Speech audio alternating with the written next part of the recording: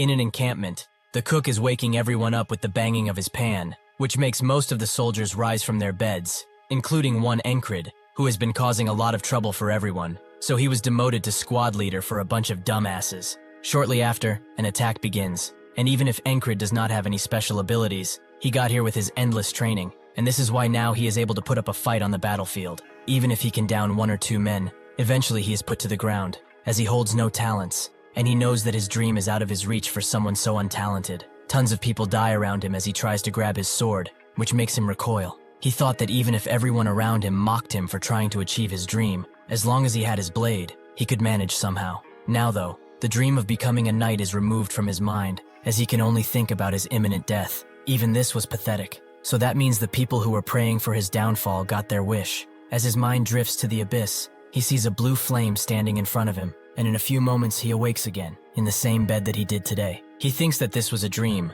but when the soldier next to him says the exact same thing he did in the dream, he wonders if it truly was just that, and a sense of déjà vu envelops him. He has no choice but to go back to the battlefield, where the same fate meets him again and again. The 4th time this happens, he starts questioning everything, as he can still feel the enemy's piercing sword in his neck. It felt hot, and the pain was unimaginable. He observes the battle closely, and comes to the realization that this day keeps on repeating. But now he knows what will happen to him, and he refuses to give up. The enemy comes at him with a perfect stab, in positioning and everything. This is the 17th time he sees his own death coming straight for him, and he cannot do anything about it like he hoped before. If only he trained in the sword better, put more effort into it, and worked a little bit harder. Perhaps he wouldn't have to suffer and die like this if he did. As he lays in the world between life and death, the blue flame appears again, this time captured in a lamp, and someone on a boat asks if he really thinks that. He should just try to struggle and feel it properly, and then he should give up. He should fully feel the despair of an immovable object in front of him.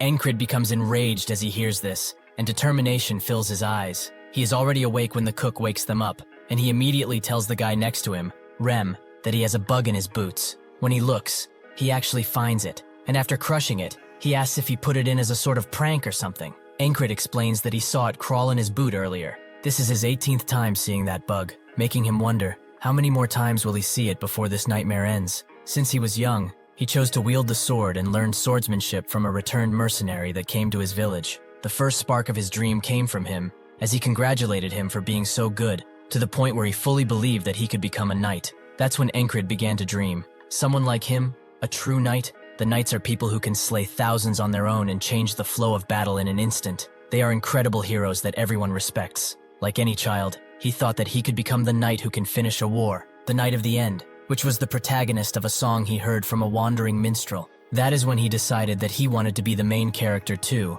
and leave the village in order to become a knight. However, people started to laugh at him as soon as he left the village to pursue his dream, as he joined a mercenary corps, and they were all making fun of how he ran away from a stray dog because it scared him. This way, he learned that his talent is really nothing special, but it was too early for him to give up. So he trained constantly, as hard work is something that never betrays you. Even if he had no talent, Encrid believed that with time and lots of effort, even in the most harsh places, he could overcome every limit he had, and thus, he gained a lot of experience. He also gained the strength and endurance to be acknowledged by people around him. That is when hope returned to him, and it returned in full swing. Unfortunately for him, that strong hope was shattered in a moment by a child. There was a 12-year-old boy who requested a duel. He was from the village he was currently resting in. Even with his age and the fact that he started learning how to wield the sword only 6 months ago, he defeated the idiot who spent almost his entire life learning the sword, to the point where his calluses developed calluses.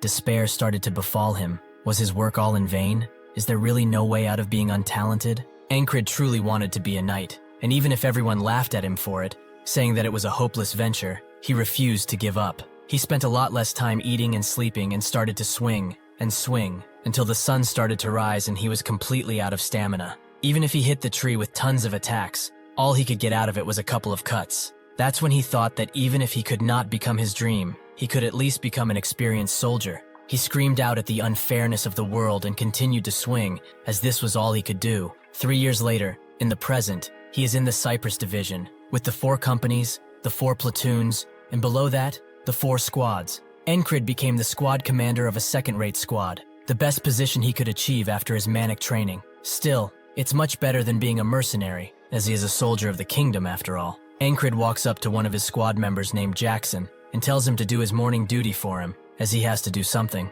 Jackson looks at him for a bit and says that he will have to repay him next time. Rem can't believe that he dared to look at someone of a higher position than him in that way. That guy is going to lose his head one day. Encrid doesn't care about that, as he wants to learn the heart of the beast again. Rem is quite surprised by this, but asks why he wants to do it again. He thought that he gave up on trying to learn it. Shortly after this, the Nolilia versus Aspen close combat battle began once again, and he died like before. Encrid was tired of reliving the same day over and over, but he used this time to learn the heart of the beast from Rem each time he came back. Even so, he still cannot see the tip of the sword that kills him, and he hopes that today will be the last day where he has to go through this. As the soldiers scream out and engage in fighting, Encrid notes that this is the 21st time on this same battlefield, and by now, he has completely memorized the situation. First, he dodges the spear that comes from behind. Next, there is a guy who will attack him from behind, and after that, a squad member by the name of Vel will die. However, this time, Encrid protects him from the arrow and from the rampaging soldier that is coming to kill him. His plan finally worked. As before, even if he blocked the arrow, he would still die. Today is the first time he has survived. What is left now is to kill the bastard who will stab him in the neck and whom he meets even if he tries desperately not to. This bastard has stabbed him in the same spot 20 times, but this time it will be different. He will see his blade. He will survive. Rem told him that since he always closes his eyes when something dangerous comes his way, he is left vulnerable, and to prove his point, he aimed an axe at his neck. He told him that he needed to be brave and not easily agitated. He has to become a bastard who does not know about death, like a beast who is fighting with everything it has for survival. That is the heart of the beast. Encrid wonders if he is afraid of death, but he has felt it too many times for that to be true. Death is his friend, as it makes him stronger. For the first time, he manages to dodge his impending doom, and his heart starts to beat out of his chest. He is extremely happy with this, and tries to retaliate, but the expert swordsman in front of him uses a skillful technique and stabs him in the neck once again, ending his life. The boatman greets him again, and says that on this day, he will only feel pain and despair, so he should give up and get on the boat. He should acknowledge himself as weak and be at ease in the afterlife. Unfortunately for him, the boatman has picked the wrong person to challenge, as Encrid refuses to go with him, and gives up as he finally sees the tip of the sword he thought impossible to see. Even if it takes him 100 days, he will get out of this loop.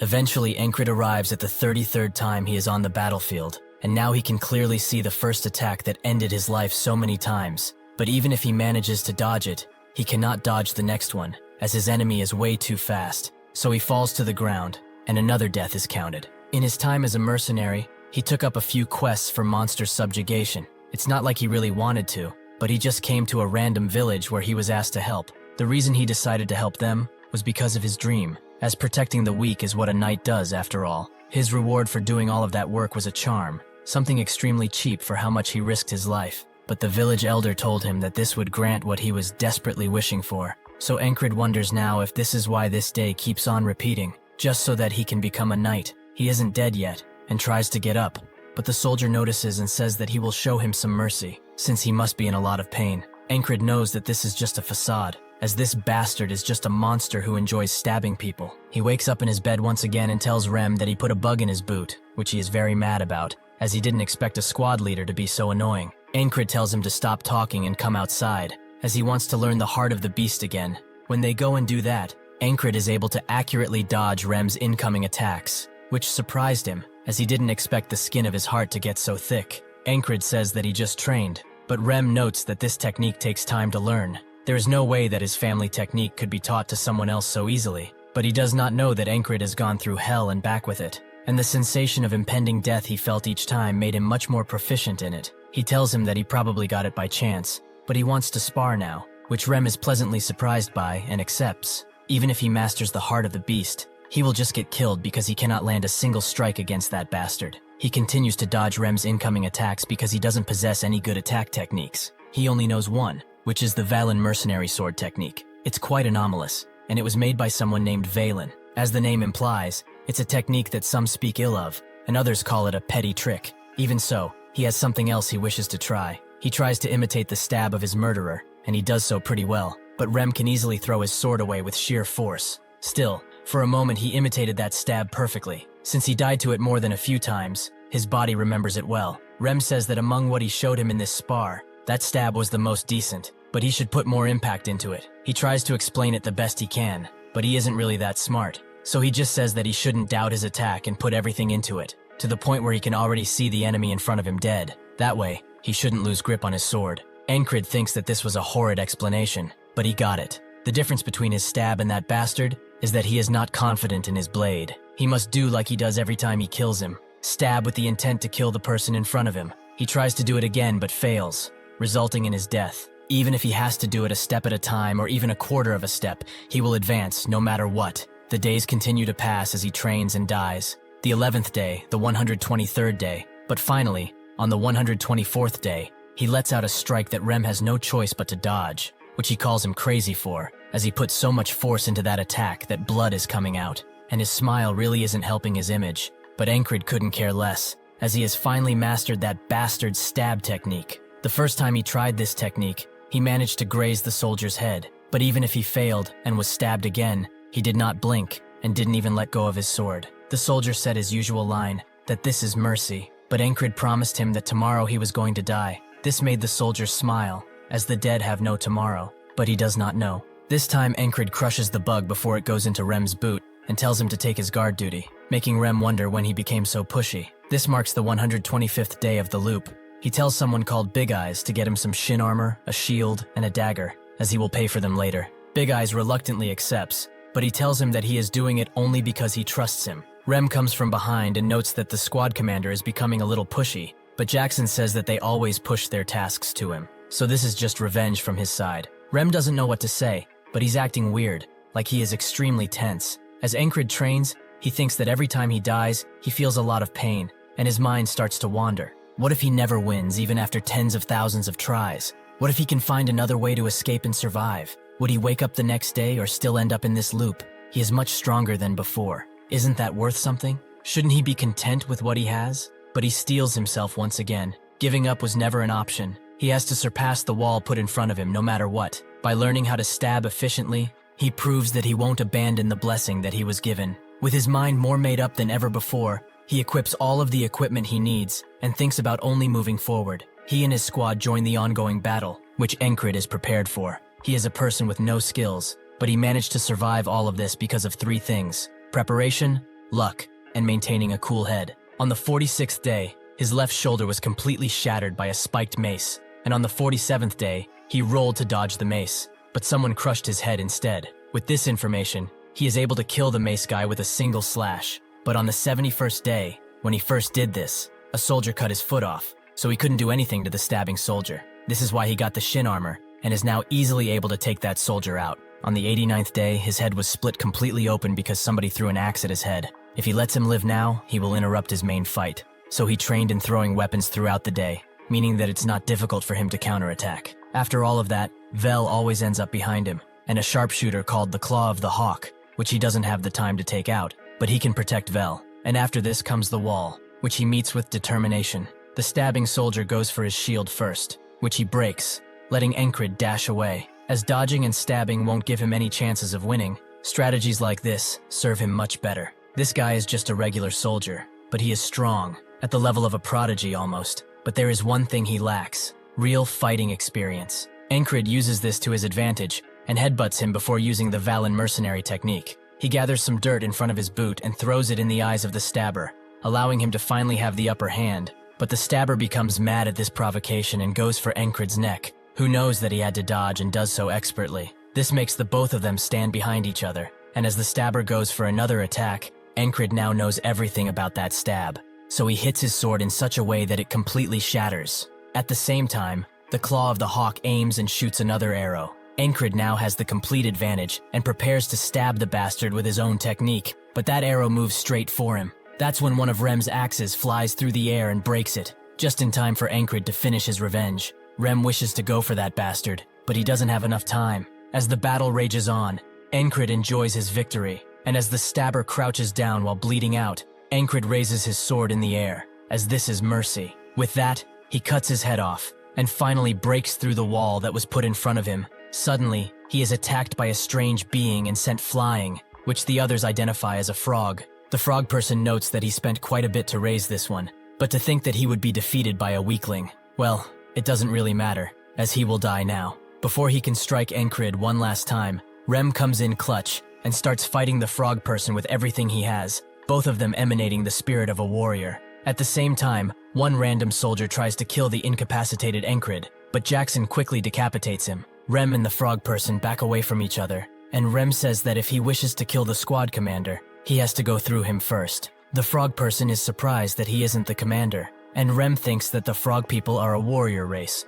born to be on the battlefield. He is either going to have to burn him with magic or pierce his heart. The frog person doesn't understand why someone like the man in front of him is on this battlefield. To kill him, he will have to put his life on the line, which he doesn't think is worth it, so he just backs away. As Jackson escorts Encrid out, the others help him along the way by killing any attackers, and they eventually get the order to retreat, which Encrid hears, meaning that finally, he has survived this day. He goes back to the land between the living and the dead, with the boatman telling him that he managed to survive, but this is all he can do because he will not be able to go through the walls that will keep appearing in front of him. His fate is filled with despair, so he should just give up now. Encrid slowly gets up and says that for him, walls do not exist to stop him. They exist to be overcome. The boatman likes his attitude, and so he will wait for the moment when those eyes filled with hope will completely lose their light. With that, Encrid awakens in the infirmary tent, and Rem, who is beside him, says that he has been sleeping for 2 days. He was actually the one who saved him from that frog bastard,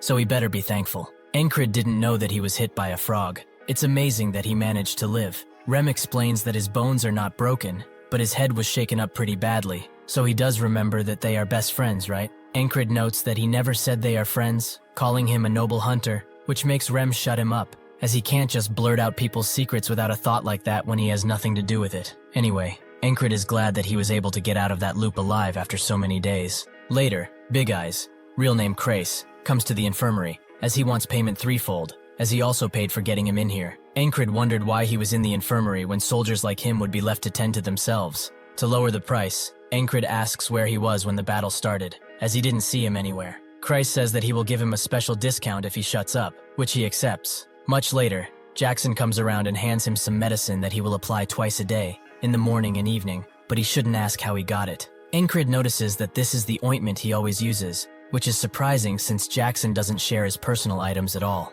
Around the same time, Auden also comes and starts praying for him, but Encrid says that he's not dead, so he can leave. As night falls, Encrid wonders why they are all taking shifts looking after him, as they are probably busy, as they usually are. Perhaps they are worried about him. That's when Ragna comes around, and is surprised to see him in the infirmary before leaving. Encrid notes that Ragna is exempt from this, as that guy wouldn't care if the world ended tomorrow. Besides him, there are 2 other soldiers in the infirmary, a platoon commander from another company who he used to pick fights with, and one soldier that he doesn't know the name of who is always staring at a wall. As he thinks about him, a person with long ears and royal armor comes around, asking for the commander of the 444th Squad, which is Encrid. The platoon commander notices that she is a fairy, and she asks which group he is with as a result. He explains that he's Vengeance, the commander of the 3rd platoon in the 2nd company. She then asks if his company taught him to state his race when he meets a superior, which he apologizes for. Encrid thinks that this must be the new commander of the 4th company, and he also introduces himself as a result. She has heard that he is leading his difficult squad quite well, so she looks forward to his future contributions. With that, she just walks away, confusing Encrid, but she suddenly stops and asks the young soldier who is in the infirmary what his name is. It takes him a while to say it, as he comes up with the name of Krang, but even Encrid notices that he just made it up. His attitude in front of a superior is bad too. Is he a noble of some sort? The woman just looks at him and leaves. Late at night, Encrid feels almost no pain, and he can put some strength into his body, meaning that he should resume training. Vengeance asks where he is going, and when he reveals that he is going to the training area, Vengeance calls him an idiot, as he shouldn't act tough when he is the lowest-ranking soldier there is. Encrid eventually finds a quiet spot and recalls the past battle, as it was one of the few useful methods he spent tons of cash on in order to learn. First, he thinks about what would have happened if his attack had failed. Perhaps it's not a good idea to put all of his strength into one attack, but if that attack fails, he dies anyway. If Rem's attacks were lethal,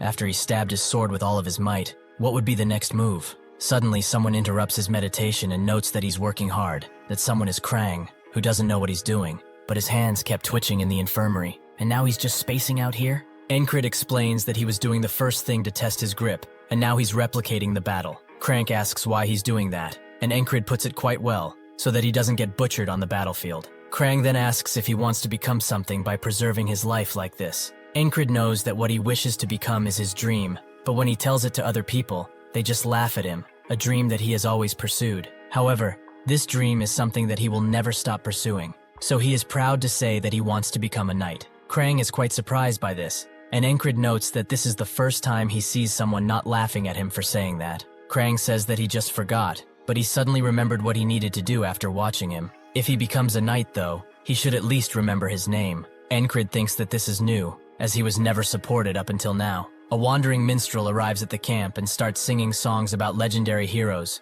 while Vengeance wants his morning rations to come already. Because of all of this, Encrid decides to take a walk, where he meets with Jackson, who asks how his injuries are doing. He says that because of the medicine he has been doing well. He's quite thankful for it. Jackson tells him to come back already if he's thankful. Later that night, Krang wishes him a good night, and he does the same, making Vengeance say that they should just marry each other if they are so close. As he drifts off to sleep, Encrid thinks that this was a day with nothing important in it. When he wakes up, the minstrel is still singing about Cyprus, and Vengeance is once again complaining about the food, just like yesterday. That's when Encrid gets it, and as he walks outside in the same spot, Jackson once again asks how his injuries are. When Encrid responds the same way, and Jackson answers the same way, his suspicions are confirmed, and a vision of the boatman comes to mind. While he was sleeping, he died without even noticing. He died like a dog, without even knowing it, but now he's even more determined to overcome this challenge. As night falls, Encrid wonders who killed him and why, as the enemy isn't able to go through their defenses so easily,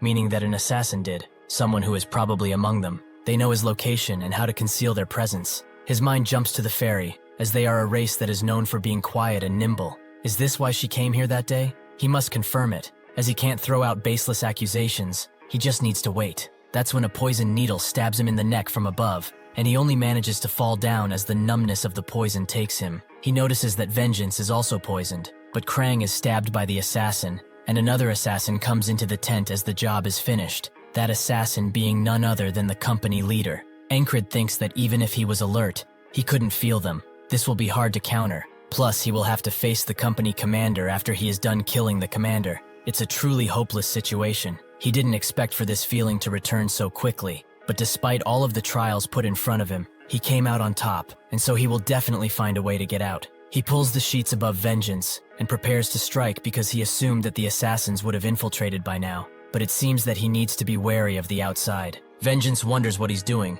but notes that he must be hunting cockroaches. A fitting thing for him. Encrid didn't expect for him to care so much, which gets Vengeance mad, and at the same time, Krang comes inside, wondering if he should come back later and let them bicker. Encrid tells him to come in and looks at him while he makes his bed. Considering the assassins took him out in another way, he must be their target. But why? Just who is he? He thinks of not digging into it like his teammates usually do with most things, but since he is involved, he has the right to. He asks what he is, which Krang doesn't know how to respond to, but eventually says that it's not something he can say because it's a long story. Encrid just accepts it for what it is, but Vengeance can't believe that he just took that, as he has a feeling that this guy is not from this country, meaning that he must be a spy from another country. That has to be it. Krang gets closer to him and says that he has not and will never betray the kingdom. As he said that, Encrid felt something in his eyes, the will and aura of a knight, but he is not one, as he is powerless against the assassins. Though now he has confirmed that he is hiding something that he doesn't want to tell.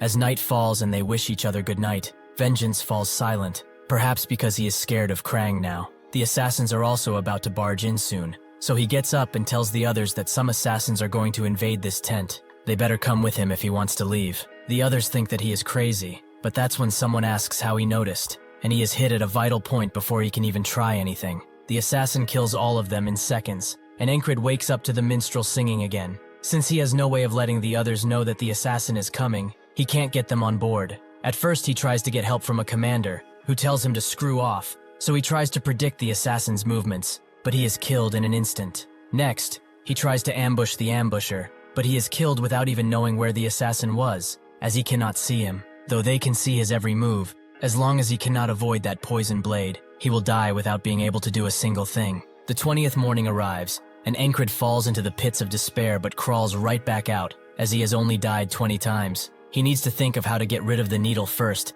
and a way to avoid fast attacks, so he goes to Jackson for it. While they were training, he asked Rem why he was calling Jackson a wildcat. He explained that he only attacks when he's behind someone and then runs off, which reminded him of a cat. Encrid assumes that he would win against the assassins, and he can't just take him in since he has no authority to do so. But even if he could, he must pass this wall alone, so he will learn from the best. He asks Jackson, if someone were to stab him in the back, what could he do in order to stop it? Jackson thinks about it and is not sure, as nobody has ever survived his ambushes, something that Encrid takes note of. Jackson notices Encrid's desperate stare and relents, telling him that he always needs to have eyes in the back of his head. Encrid asks what that means, and Jackson explains that it's basically perfect timing. For example, the wagon behind the tents that's just passing by now. Encrid is shocked to find that there's actually a wagon behind him. But how did he know? Does he really have eyes in the back of his head? Jackson also says that the wagon is going to come apart, and only seconds later, that happens. Encrid asks if he's some type of prophet with a hidden talent, but Jackson notes that he just must have spent too much time with Rem to think that. Jackson tells him that he simply followed sound, as he heard the axle of the wagon creak from here. If he can efficiently hear what's around him, he can basically predict what's going to happen next. Encrid is more surprised that he heard something so quiet, as he didn't even hear the wagon in the first place. Jackson leaves him with one final piece of advice. He should keep trying to listen to what's around him and hone his senses to help him isolate sounds better. Encrid notes that this was a pretty good explanation, too good for someone as lazy as him. Jackson tells him to not get the wrong idea. He is lazy, but he doesn't want to have him on his consciousness for not helping, and nowadays, it seems like he keeps trying to learn new things. After night falls, Encrid attempts to face his second wall in the face of a sure death. The only objective he must complete is to hear them coming. He hears the footsteps of the guards that are on patrol, the sound of the torches, but no sound of the assassin. He tries desperately to hear him, but he ends up meeting the same fate, and awakes again to the annoying sound of an old tale. Even if he died, his body remembers everything as clearly as day. He remembers what he learned, and the pain he suffered. He goes back to Jackson once again, who tells him that he can get a lot of information from sound, as it can tell him the location of something purely based on the direction, and once he is able to hear faint sounds, his ears will have become the second pair of eyes he needs. He suddenly snaps his fingers and tells Encrid that sound is a wave. It rings out in all directions, no matter how silent it may be. In the chaos of 1,000 sounds mixed together, he needs to isolate one and maintain it.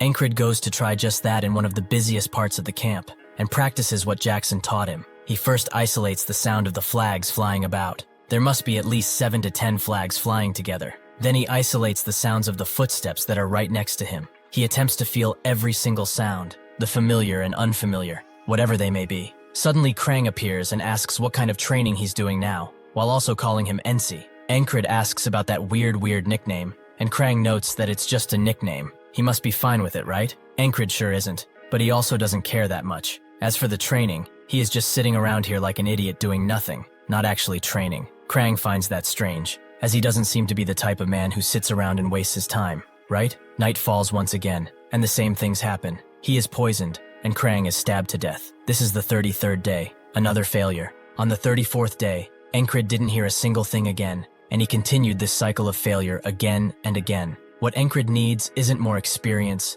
divine intervention, or a sudden realization. What he must repeatedly do is what he must do, no matter what. This time, when Krang attempts to sneak up on him, he opens his eyes before Krang can speak a word. Who is surprised that he actually sensed him? He must be training his perception, right? Since he isn't an idiot who wastes time. On this night, as soon as the assassin throws the poison needle, Encrid dodges decisively and strikes back at the assassin. From now on, the faceless death he has met countless times is no longer faceless. The assassin gets mad and retaliates right back at Encrid, who can feel that he's not great at combat. Despite his assassin abilities, he can kill him. He looks at the others to make sure they are okay. Vengeance is dead, but Krang is unsheathing his sword and getting ready for battle. Even if this guy is inexperienced, he will not let his guard down, as he is still an assassin and must know all of his vital points. He desperately tries to hit Encrid and finally gets him with a throwing knife, but that's when the fairy commander rushes in and Encrid moves his target to her. If he does not attack first, he will most certainly die.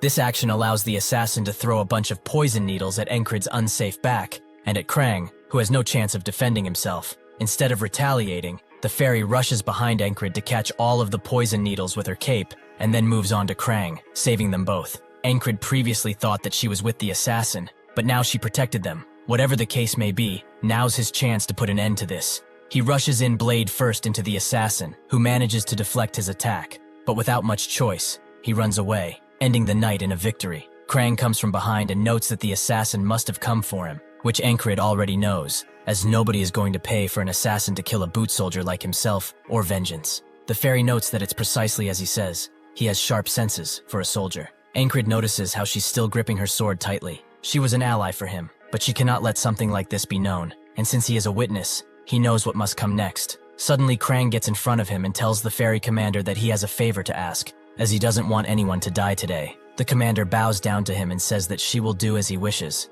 Krang wants vengeance to be rescued too, as he can sense that he's not dead, and the commander confirms that with a little antidote, he should wake up soon. Encrid thinks that she must be knowledgeable about antidotes, and Krang moves on to cleaning up this mess, as it's going to be a bother if people find out assassins were in the camp. Encrid notes that nobody will be suspicious of anything if there is nothing left, which he has an idea for. Eventually, they burn down the entire tent, and people rush with water while they confirm that only 2 survivors remain out of the 3. With this, the traces of the assassins have been removed, and Krang will take care of anything else. He and the commander walk away from the camp in the dead of night, with the commander noting that if that squad leader hadn't slowed the assassin down, he would have died. Did he perhaps change his mind because of him? Krang confirms it, as that man is just too interesting. He has been trying to avoid something like this, but when he thinks about him, he just can't feel anything else. He must have rubbed off on him, but the next time they meet, they will do so in their respective roles. Inside Encrid's mind, the hollow scythe of the Reaper disappears,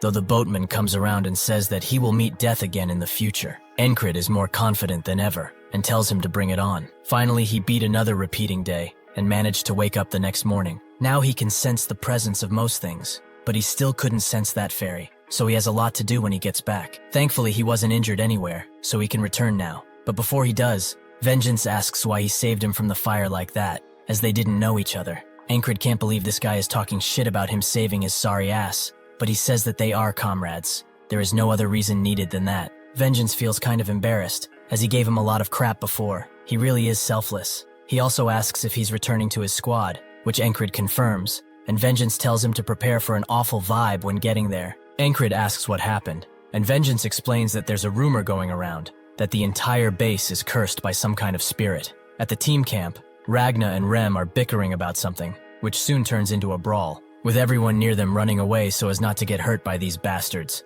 They continue their fighting with punch after punch, until Rem has had enough and promises to split his skull open, and Ragna tells him to bring it, as he is nothing but a stinking barbarian.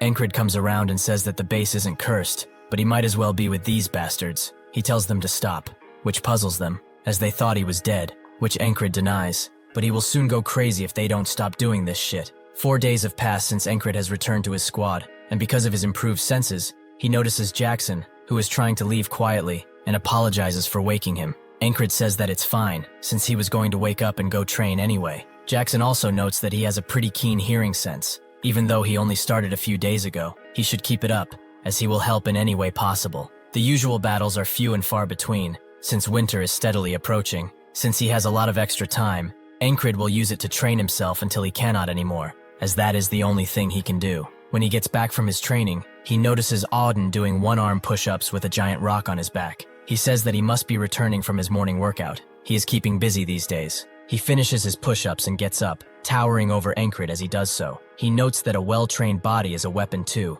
so he should be able to withstand a kick from the frog now, though his body is still too thin, so he should keep training like he has done up until now. Encrid thinks that he's just too large, but says that he will try. As they try to talk about something else, a commotion can be heard in the nearby tent, as Rem has kicked Ragna off of his bed, since it was his turn for duty, yet he dares to still sleep like a lazy bastard. The barely awake Ragna crawls to his sword and grabs it before hurling it at Rem, who already had his axes prepared. They are again stopped by Encrid, who asks what they are doing, and Auden prays for their foolish minds. Rem says that he's hungry, and this bastard who is on kitchen duty is still sleeping like a baby. Encrid tells him to go ahead and start cooking, which he agrees to. Rem calls him a bastard and says that there was no need for what he did if he was going to do it anyway, but Ragna pushes him away, as he stinks. Encrid asks Rem why he's picking fights for no reason. Is he that bored? He notes that it is precisely that. The lack of battles is making him very cranky and active. Encrid notes that he shouldn't waste his energy on a random person, and should come with him, as he wants to duel once again. They go and do just that, with Rem hitting him, and telling him to take them better while charging in once again. Encrid is keeping cool with the heart of the beast, and is using his new hearing to efficiently block hits. The most special thing, however, is the thing he practices while dying hundreds of times. His deadly stab. Naturally, Rem dodges, allowing him to grab his blade with one of his blades and grab him with his other hands. He makes Encrid fall to the ground with this momentum, ending the fight. He was expecting more from him since he has improved so much in a short span of time, but he has become really boring, as he keeps practicing that same stab again and again. Encrid knows what he's talking about, but now he knows that he is different than before. Now, he can repeat everything hundreds, if not thousands of times, and still go forward. He beckons Rem for another fight, as he will make sure to destroy him. Rem thinks that this guy's skills are very lacking, but he cannot get enough of those determined eyes of his, so he agrees to continue fighting. Just when they get into position, a downpour of rain arrives, forcing them to retreat back inside. Rem hopes that he won't get a foot fungus because of all this dampness, while everyone is doing their thing, be it praying or sleeping. Christ comes inside too, and wonders how many times he will have to cancel his duels because of dumb rain like this. He's really starting to believe that they have been cursed. Encrid asks what curse he's talking about, and Christ notes that it's about the one from the rumors. Encrid remembers Vengeance talking about something similar, that their entire encampment is cursed. Christ notes that the weather is too unusual, the casualties have increased, and the incident with the medical tent isn't helping either. People are rightfully saying that it's some kind of curse, though it probably isn't true. This downpour will only add fuel to this fire. Encrid notes that the higher-ups will not let these rumors fly around for long. Krace asks what he's doing at the entrance, and Encrid explains he's training his senses. He wonders how he can do that when it's raining so hard, but Encrid notes that it's especially because of that. Rem notes that this won't do him any good, but Jackson congratulates him for finding a creative way to train, as it will certainly help him. Rem looks back at him and asks what he taught him, and since when did he start caring about anything, since it's so extremely loud in this place. The others also suggest other ways for him to train, like lying down or checking his posture. Rem now gets that these guys saw what he saw in Encrid. Every single one of them is attempting to help him in some way, because they want to see the flames in his eyes grow. In the commander's tent, a meeting is taking place, with the main commander noting that they should send a scouting party before the winter begins. Does anyone have any suggestions for filling in the remaining seats? The ferry commander suggests the 444th squad leader, which the main commander finds kind of dumb. Won't he just hold the scouts back? The ferry commander notes that he could bring some unexpected results to the table, and she recommends him purely out of her ferry instinct. The next day, Encrid gets the news that he is being sent to the scout unit. When he gets back to camp, Krace asks if he did something to piss the commanders off, while Encrid is getting dressed up. He notes that he didn't do a thing, though Krace finds that hard to believe. Encrid is still suspicious about the ferry commander. Perhaps she wants to deal with him after Krang has left. Rem comes around and asks if he is really going, as he can help him get out of this whole ordeal. Encrid says that he can't use his axe on Superior, like he unusually does, but Rem notes that he wouldn't tell him to do something so harsh. Encrid tells him not to actually do it while he's gone, as he has a history of doing stuff like that. Auden starts praying for him constantly, and Ragna offers himself to go in his stead. Encrid appreciates it, but the second he leaves the camp, he is bound to get lost, which the others agree with. Jackson explains that since he is going to the tall grass fields, he should pay attention to the changes in the grass noises. That's how he can spot an ambush from a mile away. Rem screams at him to stop teaching him weird, sneaky stuff, making Encrid wonder if it's alright to leave these guys here, as they will constantly fight. However, there's nobody better suited for this job.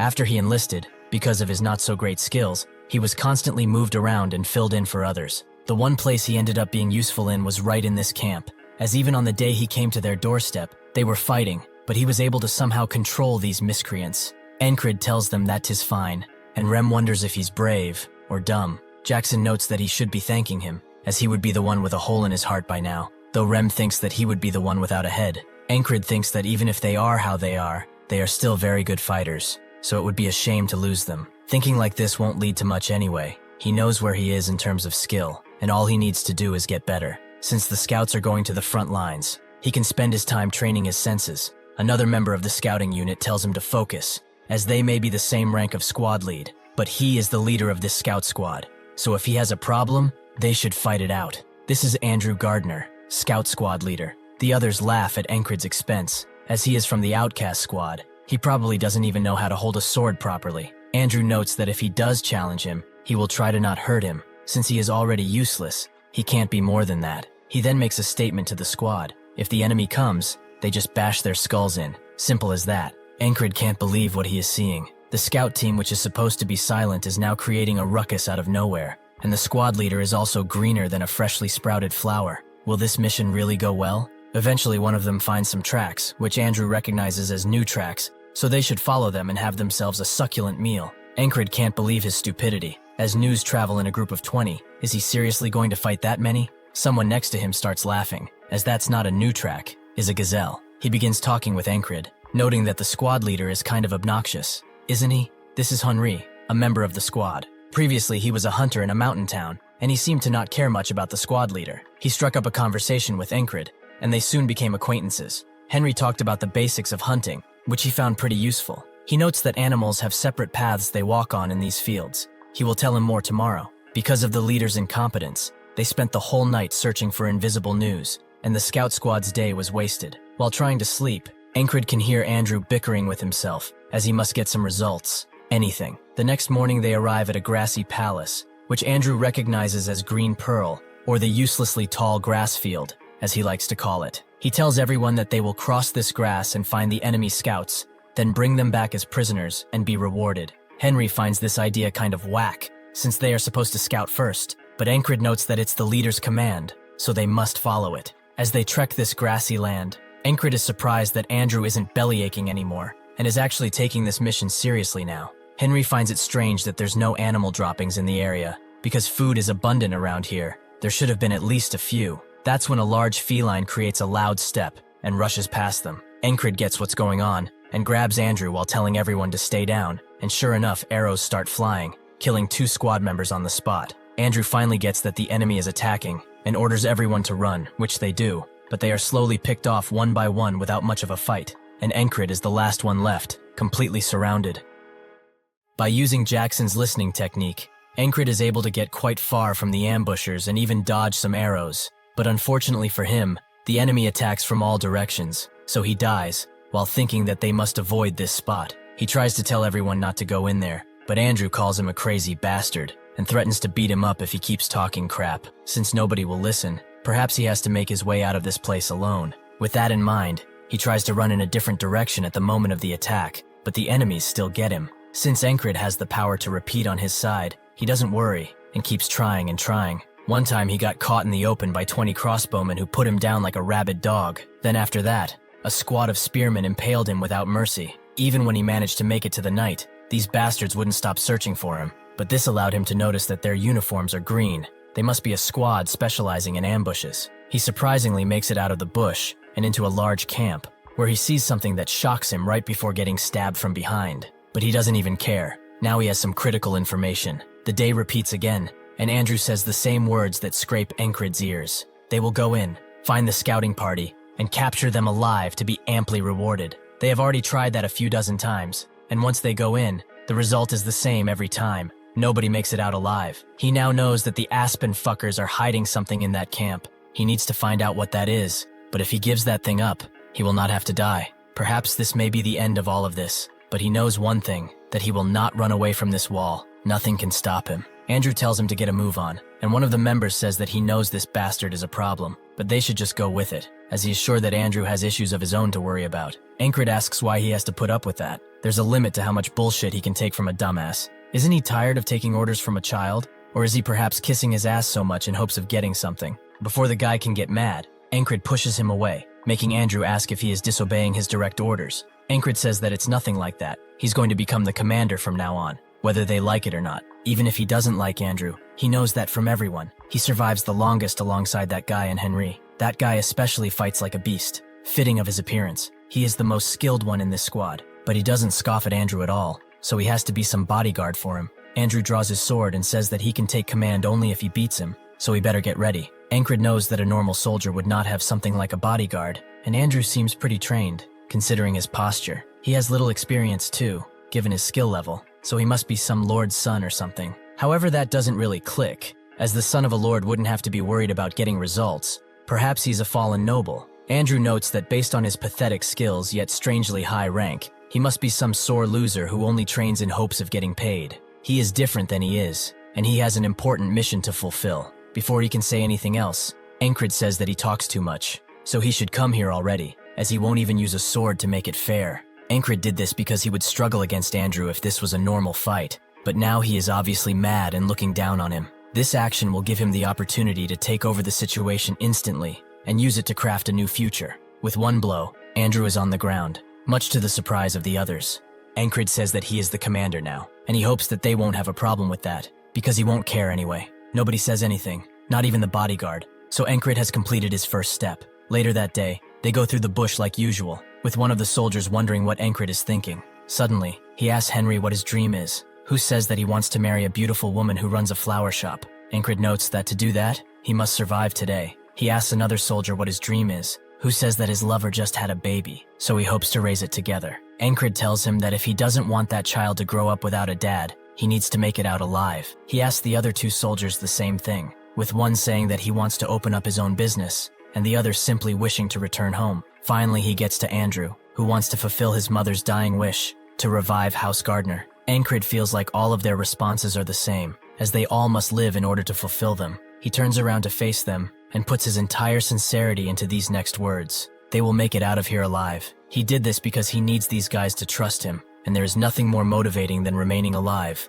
So with the enemy appearing soon, he plans to break through first. He suddenly orders Henry to shoot an arrow in that direction, who sees nothing, but Encrid commands him to do it. So he does and hits a soldier square in the head. Everyone is surprised to see enemies around here. Encrid tells Andrew to follow him while rushing in, who does so with annoyance in his face. But Encrid is doing this to gain the upper hand in this battle, and be the ambushers. The soldiers react quickly to Encrid, but Andrew silences one, and his bodyguard protects him from behind. With these two fighters, they are able to cut a few people down, so now the 12 original ambushers have been cut down to 8. The rest are ready enough to charge in after the sacrifices of their comrades, but Encrid does not falter in his command, and commands everyone to kill everyone. With them having the upper hand, they are able to cut most of the soldiers down to size. The enemy is having a hard time locating them in a tall grass field like this one, but the main reason they were discovered first was because of this beast, an animal who was caught in human squabbles, a sign of death before, but now he is a boon, as Encrid is using it to locate the enemies.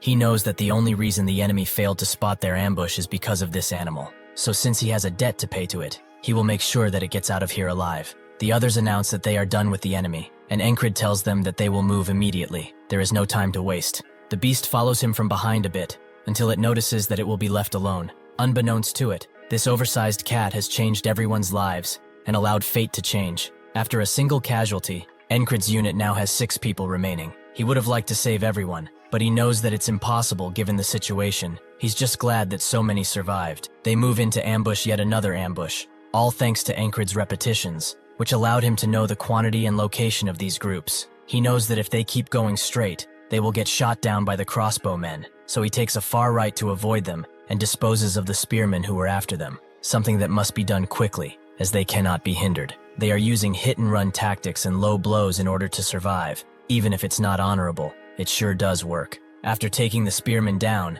Andrew's bodyguard notices that he's overexerting himself, and since it's getting dark, they must find the exit now. He tells Encrid all of this, who only says that they are going further inside. He will also not accept any disagreements. They must obey and follow him. Suddenly, the bodyguard puts his blade at Encrid's neck and says that he should act accordingly. He has no plans to follow him to his damnation. Even if he has to kill him and desert him, he will find a way to live. Encrid notes that he must also know that it's too late to turn back. After the commotion they made, their retreat will be blocked by swarms of enemies. The bodyguard asks what the alternative is. Follow him into the pits of hell? Encrid pushes his sword away and says that he would like to make one thing clear. He wants to survive just as much as they do, probably even more considering what he did. Andrew previously thought that this guy would be some useless bastard, just like his father, who gave up on life and wasted the entire wealth of the house to drink his sorrows away. But he is not like that. He reminds him of someone else. He remembers his mother's dying words. Their house is finished, but even so, she hoped that he would become a person who could lead everyone, so he should earn people's trust by becoming a leader and rebuild this family. Encrid is like the person he always wanted to be, so when he says with such confidence in his eyes that they will get out of there, he has no choice but to follow him until they see the end. The bodyguard tries to change his mind, but Andrew says that Encrid is now the captain, and a squad always follows their leader. With that out of the way, he tells everyone to crouch down and follow him until he gives another signal. The first step of the method to escape from this place is to take initiative and ambush the enemy to break the encirclement. They did that, so now for the second step, they have to be quiet. This is the critical point Encrid has found after many repetitions. Only at this exact time, and at this exact place, can they let the legions of soldiers pass them and come out of it alive. Everything is going according to plan, so now, Encrid has reached the final step. When the sun sets, darkness rises, and the reason they failed to escape this place is clear. They eventually arrive at the enemy camp, where Encrid wanted to be. The soldiers of Aspen are so adamant about protecting the field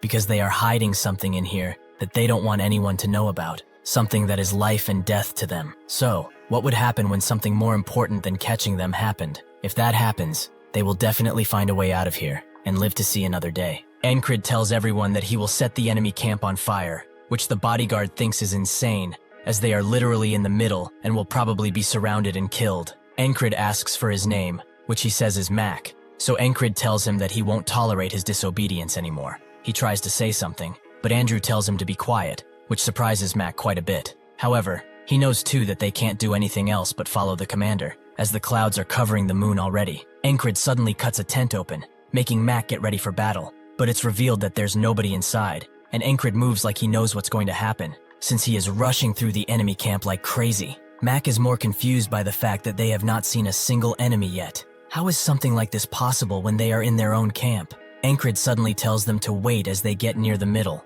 as there are some soldiers nearby. He has infiltrated this camp at least a dozen times or so already, but when he noticed that flag and tried to touch it, the entire base suddenly shifted their attention to him and killed him. He explains to everyone that what the other soldiers in the grass field are trying to protect is that flag. That is their main objective here. So what would happen if that flag were to suddenly light a flame? Max still doesn't get how Encrid knows all of this stuff, but that's when he remembers the ferry company commander, as she was the one who appointed him to this position. The reason why this guy suddenly took control of the squad and infiltrated it was to complete a secret mission that was given to him. Encrid tells everyone that while they cause chaos, they will also run and split into groups of 2 from now on. One group will be the bait, and the other will start the fire. Thinking he knows everything, Mac volunteers to be in the bait group, confusing Encrid, as just moments before he was quite defiant, although this is better for him anyway. He has dragged this squad into this encampment many times already, but has never had this many people, meaning that today is his best try yet, and can probably do it. With that, they begin with Mac throwing a rock at a guard and running away, making the others rush to grab him as quickly as possible. With this opportunity, Encrid grabs a nearby torch and rushes to light the flag, but that's when a large, brutish man stands above him and strikes his torch down. Encrid is shocked, as he did not hear him coming. This is a person he has not seen yet. He is not one of his variables. Where did such a beast come from? The brutish man calls him a rat, but Encrid tells him that he's too late already, as the torch made it to a nearby tent, which caught fire quickly. This sends all of the soldiers into a panic, and they all rush to grab some water while some are still after the intruders. Mac has baited away most of the enemies, and he got the attention of the rest, meaning that Andrew has done his job and set fire to the rest of the tents. Now it's time to get out of here. He smashes his foot into the ground and propels his whole body forward towards the unknowing brute. Encrid can finally see his way out of here. He can see tomorrow. Unfortunately for him, in a split second, the brute dodges his attack and lands one of his own, slashing Encrid's side. He thinks that this was the most perfect stab he could have ever mustered, yet he didn't even make a dent in this bastard. He cannot beat him. He can't do it with his current level. He barely managed to get out of that brown hell. He was ambushed there and killed 1,000 times. He thought that he had finally passed the wall for tomorrow, but perhaps this guy was the real wall all along. If he challenges him, only death will await him. Then he will have to do all of this again, and hope that everything goes right as it did today. Suddenly, the brute's expression becomes furious, as he has seen that his opponent is laughing. Encrid refuses to give up just because of this, and fully believes that he's going to beat this guy. He has passed countless trials and tribulations before. A simple brute will not be enough to stop him. Encrid attempts to attack the brute, who expertly parries his attack and uses this opportunity to unleash a heavy lunge, something that Encrid barely dodges. But he does not stop there, as he uses his momentum to swing at his neck before making the sword land on him again. Encrid does manage to block the sword, but he can't believe how swift and precise this guy is. He tries to mitigate this difference in skill by throwing a knife after clashing once again, but the brute easily blocks it with the back of his hand and goes in with a powerful thrust. That's when someone screams that the fire is spreading, making the brute's attack go to Encrid's ear, as he turns to look behind and sees their precious flag aflame. Someone starts screaming at the brute to stop fighting, as this situation demands his attention too. The brute can see that his opponent will not go down without fighting, so he relents and says that they will certainly see each other again. Encrid can't believe that he's backing away so easily. Perhaps he was not the true wall he thought he was before. That's not true, however. He is still someone he will have to overcome. He must improve if he wants to survive. That's when Andrew comes around and says that they have to leave now, while they still can. The brute gives Encrid one last stare, making him sheathe his weapon and command everyone to retreat. They do just that, and Encrid notices that one of them has disappeared, meaning that there are only 5 left in the squad. The bodyguard asks if this is it, or will their enemies send another pursuit team after them. Encrid notes that they are busy right now, and notices that Henry is lagging behind, while some Grave Aspen soldiers charge them. The squad refuses to let one of their comrades die while they are there, so they all charge the enemies and take care of them before they do the same to them. Encrid tells everyone to keep running, and Henry notes that it will be harder for those guys to follow them if they run towards the fox and snake field, making the one carrying him ask if that does not also apply to them, but Henry knows a hunter's path that not many know about. With that path, they easily evade the enemy, but they still have to trek the entire field, which, with the help of Henri, is a pretty easy task. After a while, Encrid finally sees what he has fought for the next day. They continue running until they get to the camp, where most of them fall to the ground. Encrid takes a deep breath and enjoys the fresh air of a new day. At that moment, Grey Dog's company commander asks what happened to the flag, but the mysterious figure only says that they must prepare again, and that he did not expect the Grey Dog to fail like this. The commander does not understand how this happened. The soldiers stationed in the tall grass were Grey Dog's best men, but a few measly scouts managed to get past them and set a fire before escaping. Grey Dog is an independent company with independent operational control. The name of this company comes from the Grey Dog that resides within Aspen's principalities. It has a persistent temperament, and it has a need to connect with whatever target it decides to hunt. Whether the beast is in love with its target or wants to maul their flesh slowly, the result is the same. Therefore, this company, which is named after this hound, is also called the Persistent Lovers. The commander asks Mitch Hurrier, the one Encrid fought with, if his opponent was really that strong. Mitch says that were it not for the fire, he would have killed him. Grey Dog notes that he got lucky, which is also a powerful skill. From now on, I will call him Grey Dog, because he is the commander of the company, so he deserves to be called by the company's name, and it's easier than saying every time the commander. But Mitch vows to not let him slip away again. While tending to his wounds, Encrid is still conflicted, as he did not pass the wall in front of him. He wanted to keep fighting that guy, but the situation demanded something else from him. That's when fate connects these two, as Mitch promises to kill that guy, and Encrid vows to overcome this wall no matter what. While Rem is swinging his axe out of boredom in the tent, he wonders what Encrid is doing, as there is no news of him as of late. He suddenly stops, and wonders if that bastard died. He got a lot better in a lot of ways recently, but he's still a weakling, so his dying wouldn't be that shocking. However, he actually likes this bastard, something that does not happen often, though at the end of the day, there's nothing they can do if he really dies. Ragna slowly awakes from his deep slumber and is met straight with Rem looking at him, making him ask why he's doing that. Rem just flips him off, which causes Ragna to do the same, except with his toes. Rem gets angry at his provocation, and notes that he might just kill him after all, which makes Ragna draw his blade, while calling him a crazy bastard. The first thing Encrid does after getting back to camp is report to the ferry commander, who is amazed that he managed to figure out there was an enemy ambush waiting for them,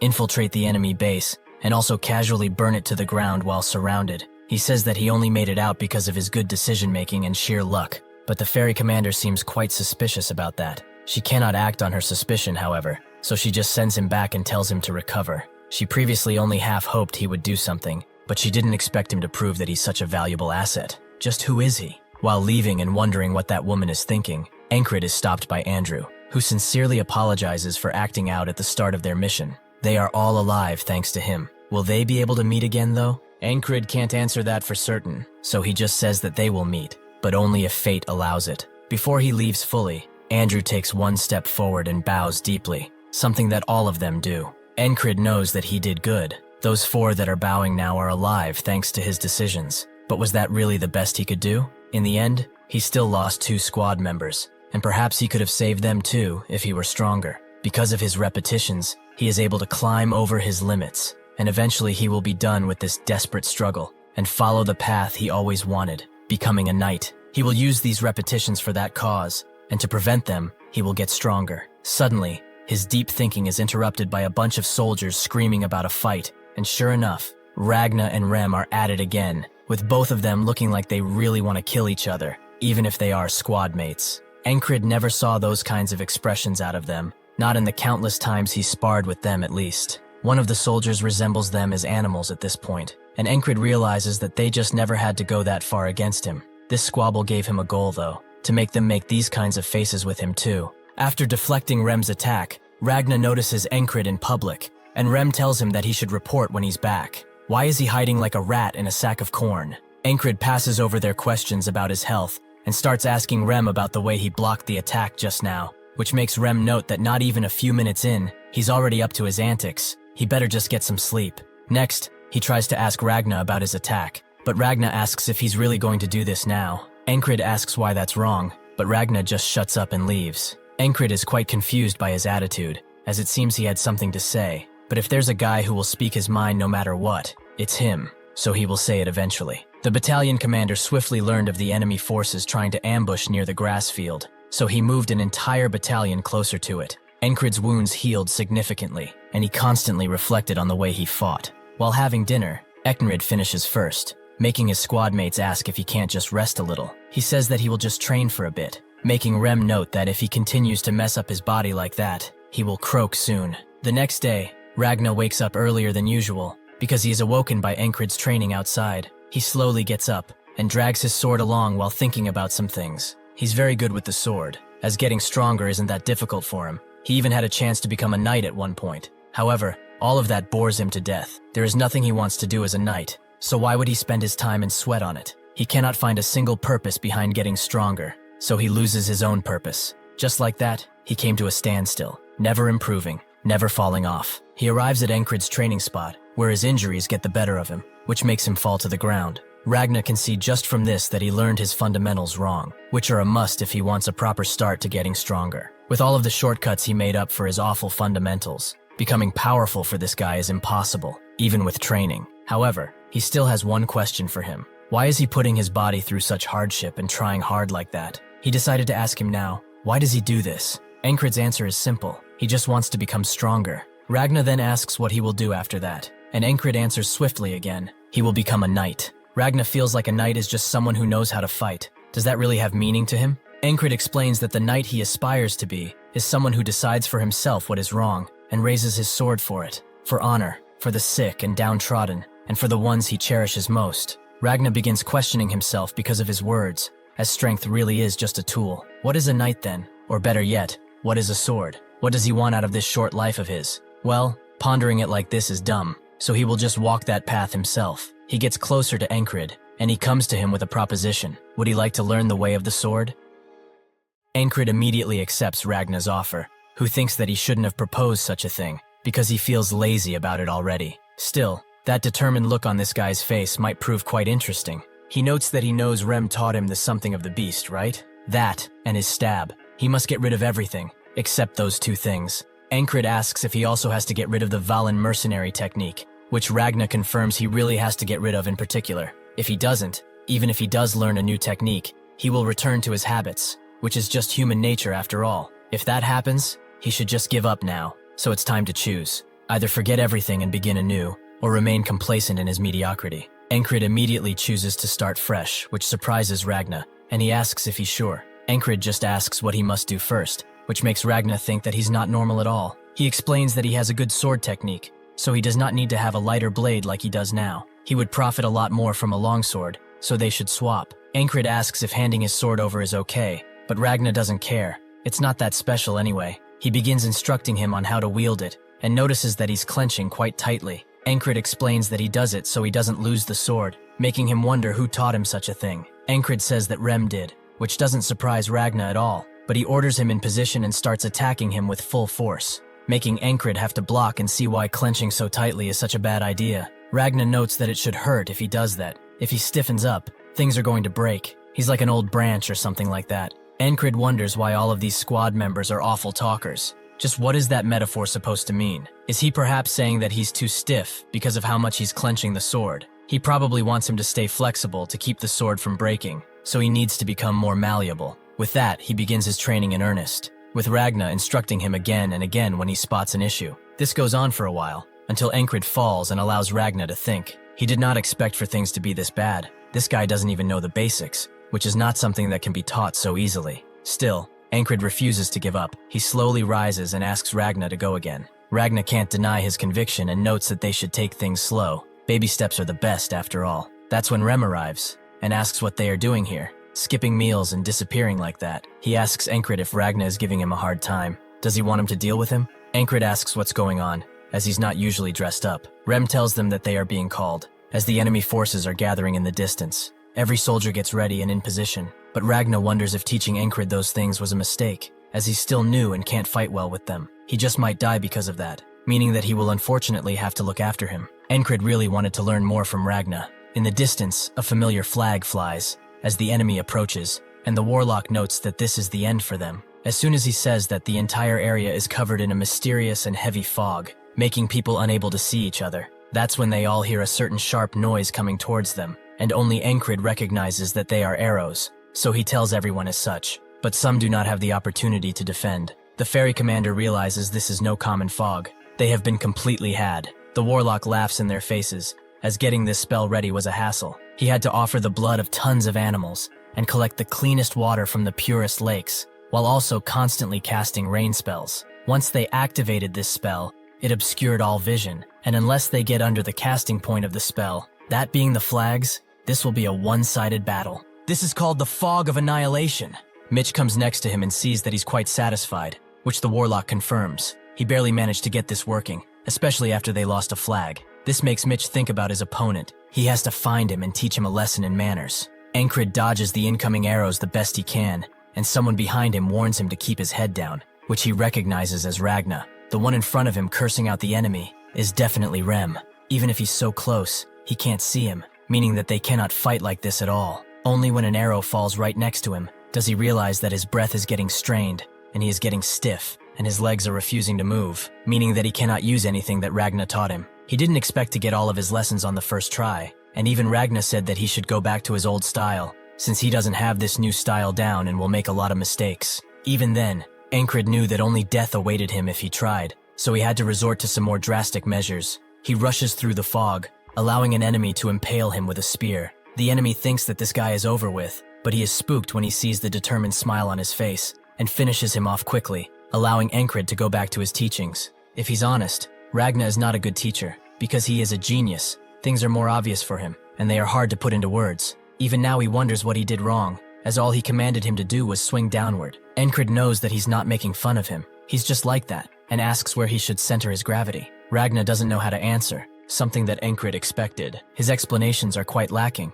but observing and listening are his strong suits, so he will remember his stance, no matter how many times it takes. He eventually arrives back in the fight and can deflect arrows, but he is still too stiff, and chooses to let himself die once again, so that he can continue learning. He does that until the 31st day, where he becomes capable of flexible movement. Ragnar notes that his steps have become quite fluid. Where has he learned that? Anyway, with that he should be able to learn the basics. The 3 basic attacks are cutting, stabbing, and slashing. He should use the edge of the blade for defense, and if the sword is of good quality, he can use the sides too. The shortest distance between him and his opponent is called the line of attack, so using the sword is about blocking his opponent's line while extending his. He should draw his opponent in his head the best he can and reach out to him with the sword. The next time he goes into battle, he can easily dodge the enemy's spear that was always ending him, too easily. Unfortunately for him, 3 more await him behind, but it's fine, as little by little, he is starting to change the usual today. He successfully learns how to parry, and dies again. He also successfully learns the diagonal slash. These things add a little bit more at a time, and even if he dies, he doesn't care, as his progress is steady. This time, when he fights Ragnar seriously, he is able to use all that he learned to successfully defeat Ragnar, who sees an entirely different person in Encrid, because he has truly changed. With this, he thinks that he can't improve anymore with his talent, and despite Ragnar's screaming, he still charges in. His body, swift and easy as a feather, is able to dodge the enemy. This is the road he must take in order to become a knight, and even if he experiences the most pain anyone has felt, he feels gladness and joy. This is so fun that he could go insane from it. He goes back once again, to the time when Ragnar asked him if he wanted to learn the sword. He immediately agrees that, like he did all of these times, he will die as many times as it takes for him to achieve his goal. After testing him a bit, Ragnar realizes that he's good. Too good, in fact. Has he been fighting like a second-rate mercenary on purpose up until now? He's got all the basics down. To him, it seems like he needs more experience in the field, rather than more training. With those words in mind,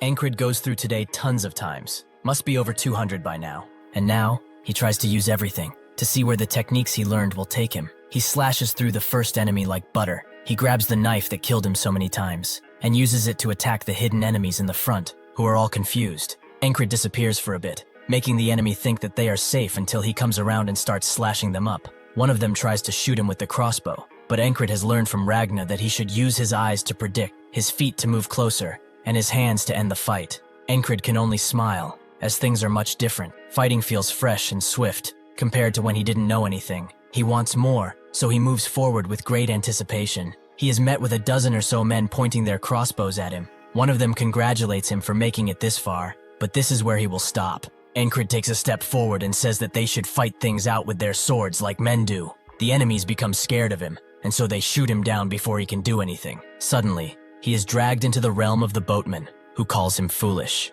As he has walked into his own grave, he must have lost his mind because of all the deaths he has suffered. Encrid wakes up again, wondering why the boatman appeared, just to curse him out for dying so many times. Rem asks why he has such a blank stare on his face, making Encrid think about him. He is the first one to call out the spell whenever it happens, and the enemy formation lacks any tact. They are only there to protect the flags. To find out, he asks Rem if he knows anything about spells. Rem asks why he would like to know, and Encrid excuses it as just making conversation. Rem asks if he even knows the difference between magic and spells, but Encrid only knows that magic is more common, which is true. Rem explains that a spell requires some type of medium, something that is very important in casting spells. They cannot exist without a medium, not like magic does. Encrid finally gets it. The fog appears because of the spell that uses the flag as a medium, so when the flag breaks, the fog disperses too. He asks Rem if his tribe uses spells too, which Rem has seen a few times, but there are not many actual spellcasters around.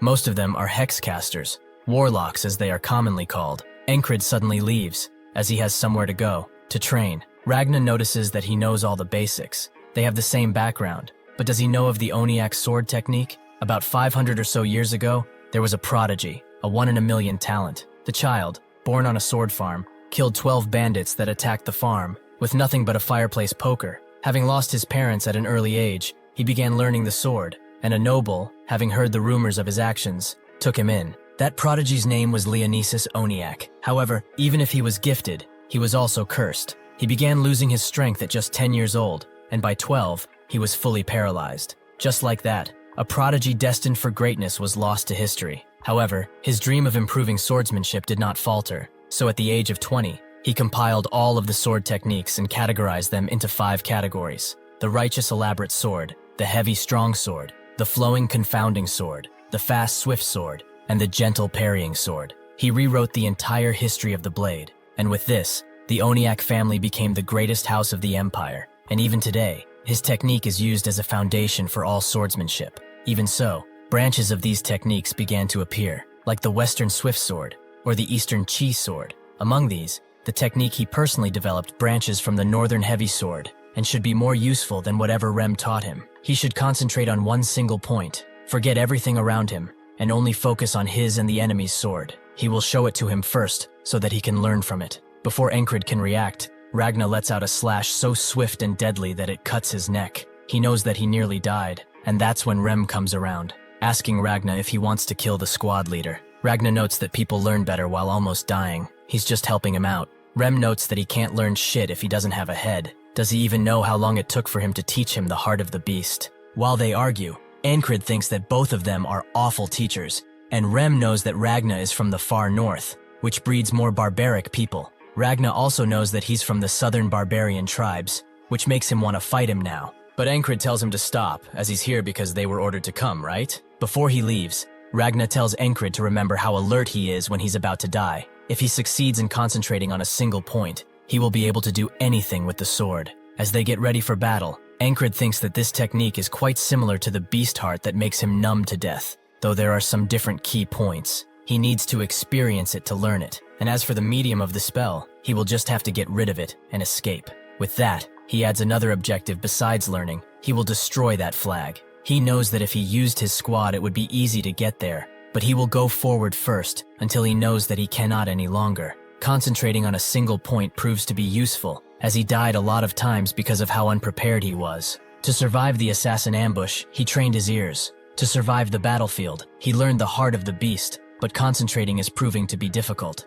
Ragnar tries to teach him again by just showing him. He should have felt the tip of the blade slow down or something along those lines. Encrid still doesn't get it. Is the heart of the beast interfering with this? Ragnar explains that everything else should fade besides his opponent's blade. which will give him the ability to predict the path of the sword. Encrid knows that channeling his fear of death isn't the way to do it, so he asks Ragna how he did it. He notes that he could always do it. It's just easy for him. Encrid knows that he won't get any good information from Ragna, so he will just have to figure it out on his own. He will keep practicing this concentration, but his first priority now is knocking that damn flag down. He should minimize casualties and charge in. When the fog drops, he screams at everyone to drop down, and then orders them to shield, saving the lives of those who would have just died before. He has repeated this today 300 times already. He knows where the attacks come from even with his eyes closed. He slays the first enemy without him even knowing he was there, and the second too. The others charge in, but they are all going into the meat grinder, as Encrid is now determined to achieve something. Their commander tells them to rally and prepare for the attack,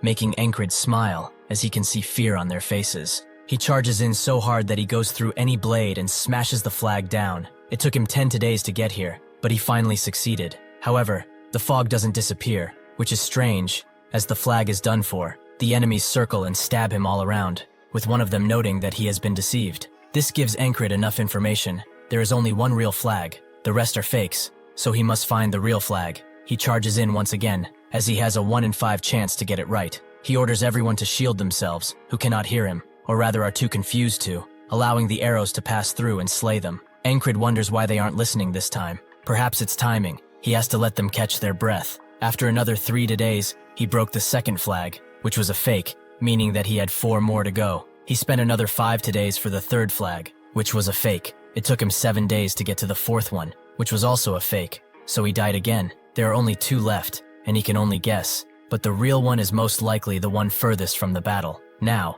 he orders everyone well, and even makes Rem follow him, who asks if he's out of his mind. Encrid knows that the flag is far away, so he can't get exhausted before getting to it. He lets Rem handle the enemies in the front, as he slides past them. Even if unarmored, Rem can handle them pretty well. He has spent an entire year in this today, but now he will end it, as the fog will disappear, and they will win. Suddenly his sword is deflected by Mitch, who notes that God listened to him. He really prayed that he would get the chance to kill him with his hands. Encrid has forgotten this face after so long, and asks Mitch who he is. He cannot believe that he forgot about him when only a few days have passed, but time doesn't work like that for Encrid.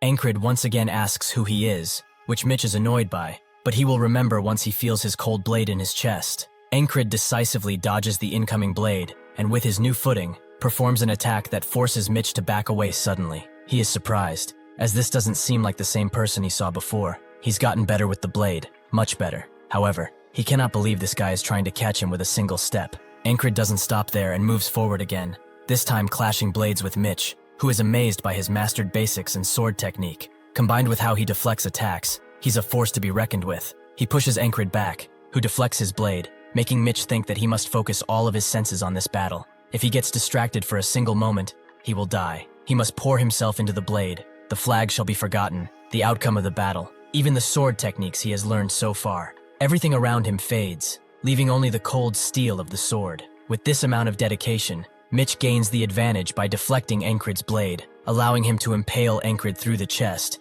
ending the fight right there and then. Now, Encrid remembers him. He was the guy who blocked the flagpole in the tall grass region. Mitch introduces himself as the Greyhound Squad platoon commander, and Encrid does the same. He's the now Lilia Kingdom's squad commander. The enemies gather around him, as Mitch says that this guy's specialty is hiding, but the others consider him quite wistful. When Mitch looks at Encrid to check, he sees that he has a smile on his face. This is because Encrid realized something. It's not the concentration that comes from the fear of dying that is necessary. What he always needed was a good rival, an opponent who would force him to use everything and fight him with all he's got. Mitch has no time for crazy bastards, and pulls his blade out, ending this today. The next today, Ragna tells him concentration on a single point is similar to the sensation he feels as he's dying, which Encrid kind of listens to, making Ragna wonder if he's given up on his training. Rem as usual calls them to battle, which makes Encrid immediately radiate energy and walk away, with Ragna seeing this energy for himself. Because of it, he thinks that he should go a little harder during the warm-up today. The battle continues as per usual, with Encrid saving lives by telling everyone to duck and shield, just as the arrows come flying through. He doesn't stop there, however, as he tells Rem to follow, and before he can ask if he's insane, Ragna says that he's coming with, making Rem ask if he got an arrow to the head. Ragna tells him to move forward if he doesn't want one right now, and as Encrid inches himself further and further away, both guys butcher the enemy in front of them, trying to make way. Encrid takes the same path as he did before, and meets Mitch just like before. Only this time he recognizes him and says that it's so very nice to see him. Mitch is surprised that he came specifically looking for him, but Encrid says that he shouldn't be. He came because he fell in love the first time they fought. Mitch notes that this is the first time someone has come looking for him specifically, with Encrid wondering if he's upset, but Mitch prepares his blade and denies such things. Encrid tries to enter the same state of concentration as Mitch, where he can only feel the blade, but he is once again defeated with a blade through the chest. Mitch notes that he lost pretty easily. Did he really think he would win with only those skills? As Encrid slowly dies, he thinks that his attitude is all wrong. What he's trying to achieve cannot be intentional. He must be absorbed into the fight naturally. He repeats today, and he is defeated. He does it again and again. He will continue to do it until he has grasped the feeling. The 18th time, he can see the blade coming his way. The 28th time, he can enter a state of concentration at a moment's notice. And the 48th time, he reaches a revelation. When Ragna tries to teach him that feeling, Encrid finally sees the blade for what it truly is, and he becomes lost in its beauty, allowing him to deflect Ragna's attack with ease. He asks how he was able to assimilate what he told him so easily, but Encrid isn't even hearing him now. Pure concentration means completely controlling both body and sword. His power and technique have developed so much that he cannot compare them to his past self. Ragna asks where he's going, and Encrid notes he's just going to meet the platoon commander. It's time for him to overcome today. When he reaches the ferry commander, she asks what he wants, so Encrid reveals that he remembers seeing spells during their recon mission. The Aspen soldiers were calling a creepy old man the spellcaster. The ferry commander is intrigued and asks him to elaborate further. Encrid told her everything that they might need to win this battle, so when the fog comes now, the soldiers are prepared to block the arrows, and Encrid's team charges in without words. He has put his hope in the commander's competence, as he has a mission to overcome this next obstacle. Encrid immediately says that he recognizes him. He wanted to fight him from the very beginning, and today, he shall defeat him no matter what. Encrid lets out a powerful strike, but Mitch sidesteps and rushes in with a slash, which Encrid expertly deflects. Mitch knows that he's in a precarious situation and can barely block Encrid's next strike, and they continue clashing blades until they arrive at a standstill. Mitch feels obligated to ask, was he hiding his skills all of this time? Encrid notes that it appears to be so, making Mitch ask for his name, which Encrid tells him. In that moment, Mitch deflects his blade and says that he will remember his name, but Encrid notes that there won't be a need for that. He will make sure he always knows it. As Mitch raises his sword high into the air, Encrid becomes concentrated on the blade, and combined with the fact that he has all of his weight on his right foot, he predicts that he will slash diagonally, and he's right. The techniques he has learned from all the todays, the battle experience he gained through these repetitions, it all culminates here. As Mitch strikes, Encrid does the same, and they both nip each other's necks. But Encrid doesn't stop and makes his slash go towards Mitch's neck, who can barely dodge. He was sure that he would kill him in a few movements,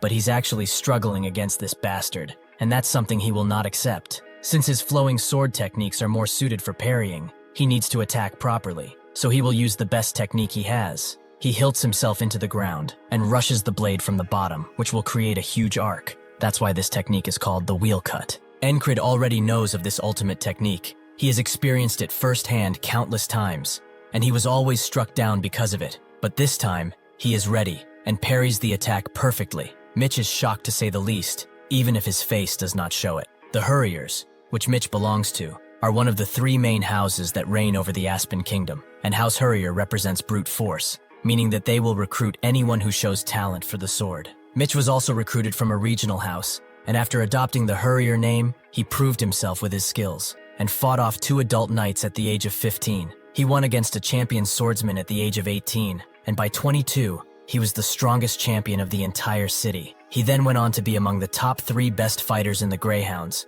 through sheer skill alone. Only few could ever match his talents, and even those didn't want to try their luck. As he saw others training, he wondered to himself, why do they do so until failure? Why must they swing a sword until their hands bleed? He did not see any point in training, as his entire body was pure skill, and this was the mistake that got him here. Without any way to swing his body in any way but backwards, Encrid easily punctures his chest and pulls his blade out, making Mitch start to bleed heavily. He damns himself for underestimating him and says that he's not as good as him when it comes to strength or sword technique, which Encrid confirms. But yet, he was still the one who won. Mitch can't refute that, and in his last moments, he can only regret his past of complacency. Who knows what he would have become if he trained? The moment Encrid's sword reaches his neck, Greyhound jumps in to save Mitch, who is still bleeding heavily. but he is swiftly escorted out of the battlefield by one of the men. Greyhound notes that he did not expect a single man to cause this much of a mess, but as punishment, he will not have an easy death. Encrid already knew that, since he's surrounded by enemies, but he is also not deterred. This only means that breaking the flag and finding an exit is the next wall that he must overcome. Greyhound tells everyone to fire, and Encrid is prepared for the worst. He charges in through the arrows as he cannot avoid all of the attacks, so he will take them while continuing to advance. Greyhound isn't there just for decoration, however, and strikes Encrid, who can feel how heavy his strikes are just from this. So to win this fight, he will have to die numerous times, but the objective for now is to destroy the flag and get out of here. With that in mind, he throws a knife at the flag, as even if slightly damaged, the spell will stop working. Greyhound sees what he's trying to do and slashes at him, but Encrid rolls away and throws another dagger, this time hitting it expertly. In the fog, the fairy commando holds her ground, yet her mind is set on the fact that she asked command for more troops, yet she didn't receive anything. This kingdom is as rotten as ever. They sent the weakest men to command the lines. At this rate, slowly, they will be wiped out. That's when the fog dissipates, allowing her to move more swiftly than ever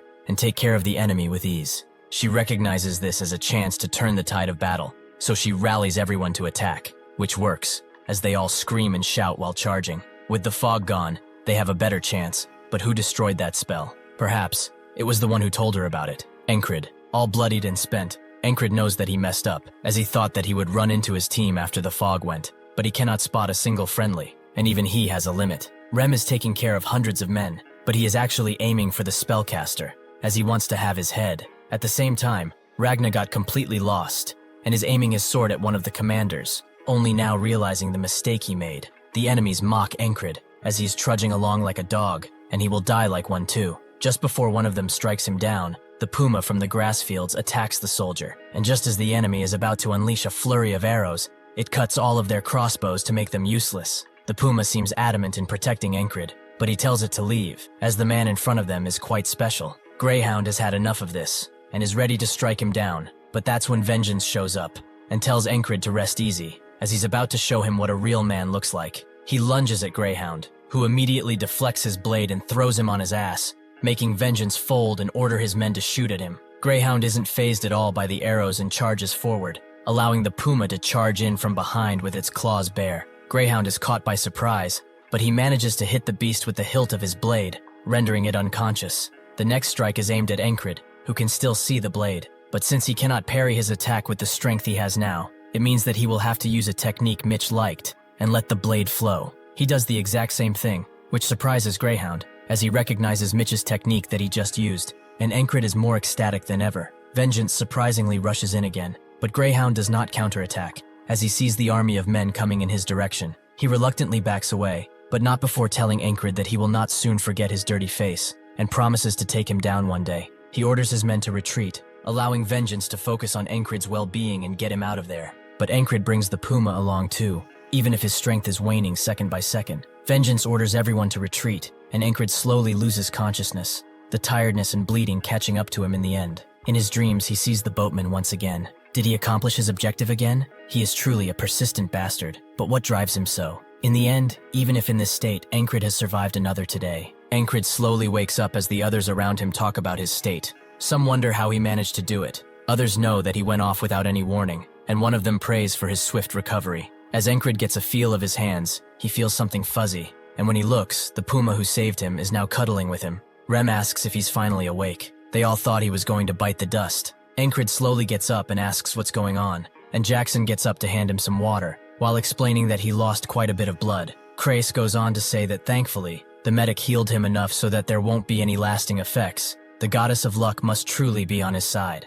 As Encrid looks at the puma he just dropped a little water on, he notes that he must have passed out during their retreat out of the battlefield. Everyone slowly leaves since they saw their commander awake, and Encrid is happy to see that he survived another day. Rem, however, does not leave, and stares at Encrid, who thinks that he's interested in the puma, so he asks if he would like to pet him or something. Rem doesn't care about that beast. What he wants to know is how did he know that the fog was a spell? Encrid is conflicted, as Rem will not believe him if he tells him about his ability. So must he really lie to him? He doesn't want to. Rem has been a faithful friend, so he would like to return that trust in kind. He explains that in the past, he was friends with a settler, and he suspected it was so based on what he heard from that guy. Encrid thinks that this excuse is perfect, since he really did hear it from a settler, that being Rem. He gets up, as it's fine if he doesn't want to tell him, but he shouldn't get into spells that much. As he leaves, Encrid questions him about what he was doing during the fight, with Rem telling him that he was going to have a chat with the bastard who set up the flags, but he really didn't like his face, so he sent his head flying. While Encrid thinks of Rem doing that, Crace tries to bribe the puma with some beef jerky, but it's having none of it and it snaps at him. Encrid tells him to be careful. This little guy might just rip him to shreds if pushed enough. Crace doesn't care, as he really wants that 10,000 krona. He heard from that Henry guy that because this beast has blue eyes, it's a lake puma, and they hold the energy of the land inside of them. Each of its claws is supposed to be worth about 10,000 krona, and they keep growing new ones. Encrid is pretty amazed. A single bronze coin is worth 1 krona, so 10,000 must be like a gold coin, more than what he has paid, that's for sure. After he passed out, they dominated the battlefield, but the battle itself came to a standstill, and both sides chose to retreat. Since then, nobody has made a move. They are all recovering from their wounds after all. While his mind is racing, he wonders if the parry he did back then would succeed if he tried doing it again. Perhaps he will never know. Jackson comes around later and tells him to stop stretching. He will not heal if he keeps his muscles moving. Encrid feels that he's not overdoing it, so he can move at least a little. Ragna agrees with Jackson. The most he can do now is stretch like that. He should get some sleep and recover faster. Rem comes around and bumps into Ragna, asking if he's trying to spread his laziness to their commander too. And by the way, standing in the walkway like that is a dumbass move. Ragna immediately goes to fetch his sword so that they can have a fight, which prompts Encrid to ask something about it. He managed to actually use a technique he had never practiced before. He only saw. Is that a normal thing? Rem feels that it is. If he was using the heart of the beast, he could actually sense what the enemy was doing, so he would be able to understand how they swing their sword and how much strength to use. Ragna also agrees that it should be easier since he learned the basics. He also succeeded with single-point concentration, so he must have seen more than in the past. However, he actually got pretty lucky, as at his level, something like that will succeed after 100 real battles. Encrid now understands. The day that has just passed wasn't a single day for him. It was hundreds of days, days of overwhelming struggle. He got stronger through his hard work and determination, not just through memorizing patterns as such. No matter how much talent he has, he can get stronger, and he will. While Ragna and Rem butt heads, Encrid asks them both for a duel. Rem notes that most people call him a madman, but that title should be given to him, while Ragna asks how he hopes to duel in his condition. Suddenly, the ferry commander appears, who says that duels are not to be participated in while he's in such a bad condition. She also asks if he was the person who broke the spell. Encrid knew that someone would come and ask him that question, but why the company chief commander? He says that it was indeed him. He saw it while on patrol and also knew a little about it from previous encounters. The ferry commander is surprised. There were 5 decoys. How did he find the real one? Encrid notes that he just guessed, which makes the ferry commander stare at him for a bit, but she turns away and takes that as the truth. Encrid asks if this is all she came to ask, but the ferry commander explains that she also came to see his face, as it seems that fate has brought them together. Encrid has no clue what she's talking about, but Rem and Ragna think that they are together or something, with Ragna surprised that he has those types of skills. Encrid tells them that it's not like that, but Crace also comes around and notes that he's the perfect guy to start a host bar with. He will make the terms favorable for him. Encrid tells him to shut up, but he also wonders why she said that. She's their boss, so this is really uncomfortable. Crace also has some news for him. A squire from the Knight Order has arrived. Encrid is surprised. Someone from the Scarlet Cloak Knight Order is here. The battalion he is a part of is named the Cypress Division, which was named after a knight, and that Cypress is a part of the Scarlet Cloak Knight Order. The knights are people who are extremely skilled, which is true even across the entire continent. That is why a knight order has a lot more people besides the main knights. They have squires, servants, and students. Once a squire has proved himself to his knight, they become a proto-knight, and far above that, there are the knights, who have surpassed their human limit. Squires do not fight often without their knight, so this squire is probably about to become a proto-knight. Suddenly, the bells ring, and everyone gets ready for battle. Crace thinks that they were probably waiting for this guy if they are heading to battle right now, and Rem tells Encrid to get some rest. He really does need it. Encrid is not bothered by his wounds. He wants to see that guy in action. He wants to compare himself to him. Rem sees the glow in his eyes, and tells him to come with if he wants to see him so much. It's not like they are going to do much anyway. Everyone gets lined up for battle shortly afterwards, but Encrid is most excited. He will finally see a small piece of his dream. He can finally see what it takes to become a knight. The squire walks alone to their enemies, who immediately get into position to fire their arrows at him, but he does not flinch even once, and walks steadfast. The enemy commander tells them to fire, making hundreds if not thousands of arrows fly towards the squire. who waits until they are close enough. After that, he crouches down and gathers wind at his feet, which Ragna recognizes as determination. After charging enough, the squire sprints through the arrows and arrives directly at the enemy's front line. It's filled with shields and spears. But the squire is not stopped, as with one strike, he takes out that entire front line and sends his enemies flying. Encrid is astounded, but also frightened. Even the commander doesn't know what to say, but he has nothing to say, as the squire starts cleaving through them left and right without mercy. Everyone starts to retreat at the sight. They will not needlessly sacrifice their lives, but the commander tells them to hold the line before his head gets chopped off cleanly. As the squire stands on the head of the commander's horse, everyone has different opinions about him. Rem is not surprised by how skilled he is. They are called war specialists for a reason, right? Ragna feels that he should be able to at least hold the line against him, and Jackson notices that the enemy had at least 5 chances to stop his advance. The enemy commander was a fool. Crace is only glad that this will be over without them needing to do much, but Encrid starts to ponder heavily. Is he using the righteous sword? But that's not it. It has elements of the heavy and swift sword in it too. The righteous sword is a just and intricate technique that lures the opponent into the user's moves. The heavy sword is, like the name suggests, a heavy sword technique. It uses strength to cut through everything and dominate no matter what. The confounding sword is the most confusing technique, as it tricks the opponent and allows easy ambushes. The Valen sword is a subsidiary of this technique. The swift sword is the fastest sword technique. It overwhelms the opponent with sheer speed. The flowing sword is a soft and gentle technique. It parries the opponent's attacks and retaliation in kind. Encrid can see both heavy and swift swords in that squire. They are both vying for control. He breathes in and regathers his thoughts. Even if different in character, all techniques started from a single source. If one is to understand the resemblance between all 5 techniques and wield the sword like it is a living, breathing object, perhaps then they will be able to do this too. He closes his eyes as the army charges in, with Rem and Ragna noticing that their squad leader is meditating. Rem smiles and tells them that the squad leader is about to overcome something, so they will allow nobody to disturb him. Encrid knows that nothing changed, despite his understanding. Understanding is nothing. It is only a wall, something that exists only to show how much he has to climb. Soldiers fly past him into battle, but Encrid does not move. Instead, he climbs the obstacle inside of his mind, and he will do it to the very top. As the screaming and wailing of the fight rages on, Encrid continues to climb. As their soldiers continue to push the enemy, Encrid continues to climb. As the soldiers scream out in victory, Encrid has finished his climb. He knows that this war is coming to an end, so the following seasons will be quite busy. In the Principality of Aspen, which is controlled by the 3 main families, Aspen, the sovereign, damns the empire, as they broke the gentleman's agreement to not bring in any knights.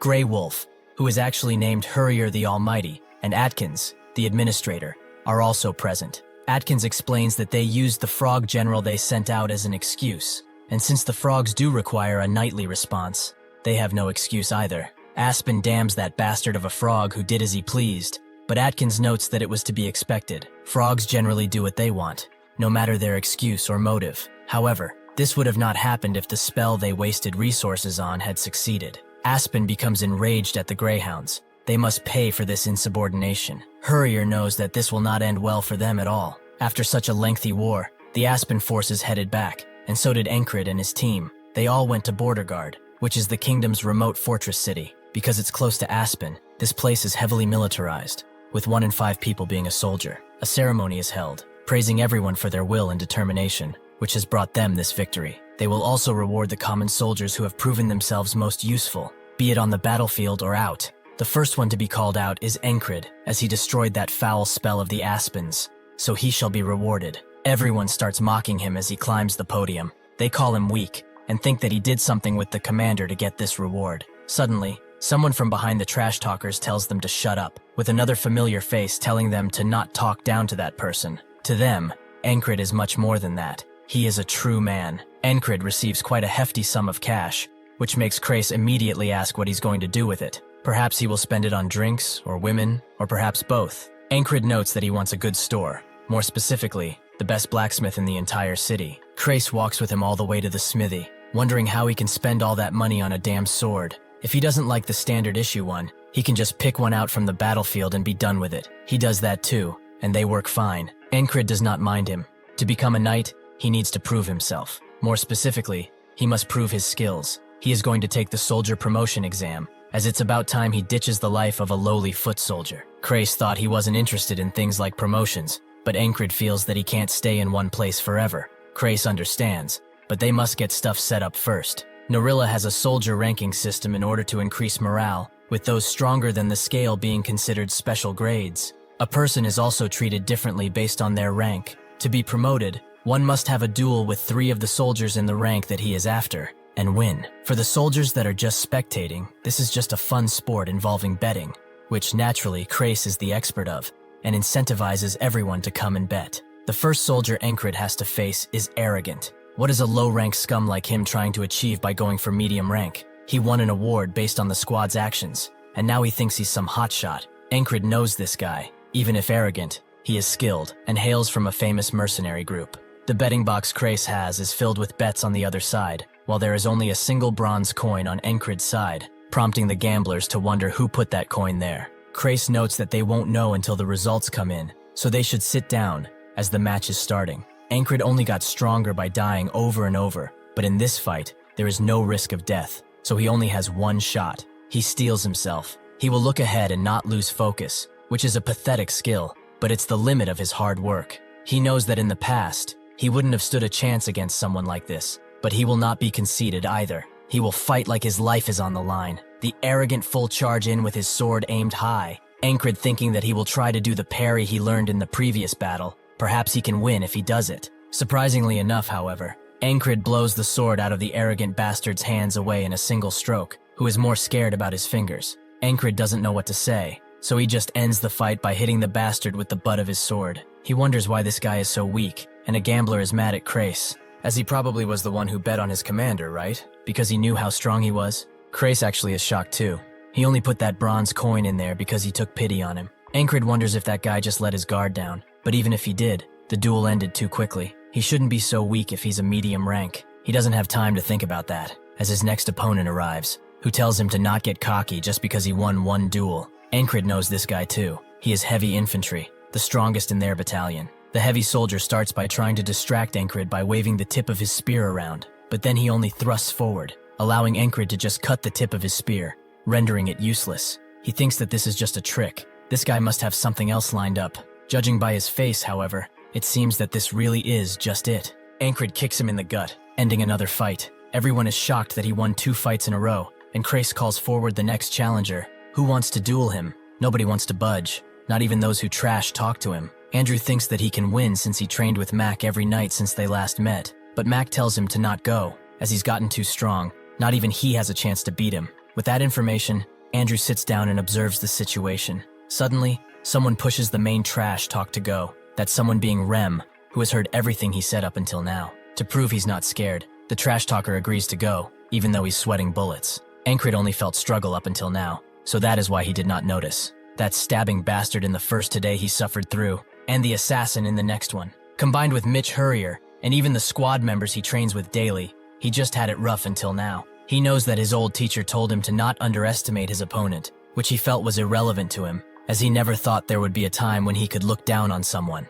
The trash talker asks what's with his face, but Encrid is only happy. He has become strong enough to dominate his opponent. He charges in with his sword, hitting heavily. In Narilla, strength is the most respected thing, so using this bastard, he will prove to everyone he is strong. He breaks his sword after a few hits, and then stops before slashing him apart, proving himself for good. The trash talker pissed himself too, and now everyone recognizes Encrid as the Spellbreaker. He really destroyed that flag. Suddenly, Andrew gets up and starts chanting Spellbreaker, while also forcing the others to do it. The eyes that were looking down upon him now admire his strength, as they all chant his title, the Spellbreaker. Crace congratulates him, as now he's medium rank, but Encrid feels it's too early for any celebration. He has to get to high rank first. Crace is surprised that he's still going to climb, and that's when someone stands up, noting how interesting he is. The others around him notice the eagle patch on his clothes. He's a border guard, the ones directly serving the crown. He is called the Border Butcher, and he earned that title too. He approaches Encrid and notes that he would like to duel him too, just a friendly one, nothing too special.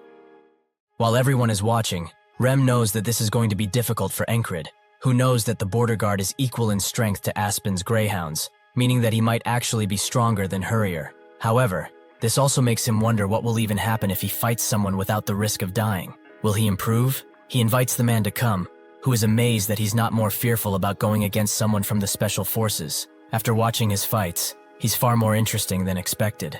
The low-ranked soldiers cheer Encrid on now, repeating the same thing. The true kings of battle are in the infantry. The man thinks they are a bunch of idiots, as the border guard is infantry too, and cockiness like this is not healthy. He must humble them right now by using the gentleman in front of him. Even if his attack is swift, Encrid can see his blade and manages to deflect it. The man is surprised to see such concentration from a foot soldier and grabs him, thinking that with this, he has nothing left to do. Encrid, however, grabs his hand, allowing him to rush with his sword from above. The man knows that he will meet death if he's hit by something like that, so he finds the chance to dodge the attack and retaliate in kind with a deadly strike of his own. Unfortunately for him, Encrid is prepared, so he catches the tip of his blade and kicks him in the gut. He has let go of his sword for this, making the man rush in for a final encounter. Encrid pulls out a small blade and strikes at the same angle. Victory is inches away for them both, but that's when the ferry commander appears, and with one swift strike, blocks their attacks. Encrid sees that his crew was already behind the man. They aren't just about to let their leader die after all. Rem notes that he's quite the lucky bastard, but the man says that this is only a duel. If they get excited like this again, they will have to be punished. Encrid cares more about what happened in the fight, as he lost sight of his movements and almost lost. But who knows what would have happened if they fought until death. The man sheaths his sword and tells Encrid that he did not expect much, but he cannot just not recognize his strength now. He is called Torres, and he is the platoon commander of the border guards. Encrid also introduces himself as he accepts the handshake, but every spectator is shocked, as the platoon commanders are special rank soldiers, meaning that Encrid is at least a high-rank soldier. Everyone celebrates this fight, but Encrid really pays them no mind, which Torres likes. He has a feeling that they will see each other again soon enough, so this is goodbye for now. With this, Encrid feels one step closer towards his real objective. That same day, Graham, the first company commander of the heavy armored infantry, invites him to their company. This is the third time Encrid has been invited. First it was the second, and then the third company, perhaps because he broke that spell. Graham explains that his company is an important element of this battalion. He knows that this offer is pretty important, right? Encrid knows that he will be among the elites as soon as he accepts, but he refuses, which makes Graham ask if it's about the 4th Company commander. He will talk with him if need be. Encrid tells him that it's not that, and since he has such a sincere face, he will not press him any further. Encrid suggests that he send Rem his way, but nobody wants that crazy bastard in their team. Thanks to him, they survived the last battle, so he should keep at it. Crace is amazed that he's getting so many offers. Should he begin packing his bags or something?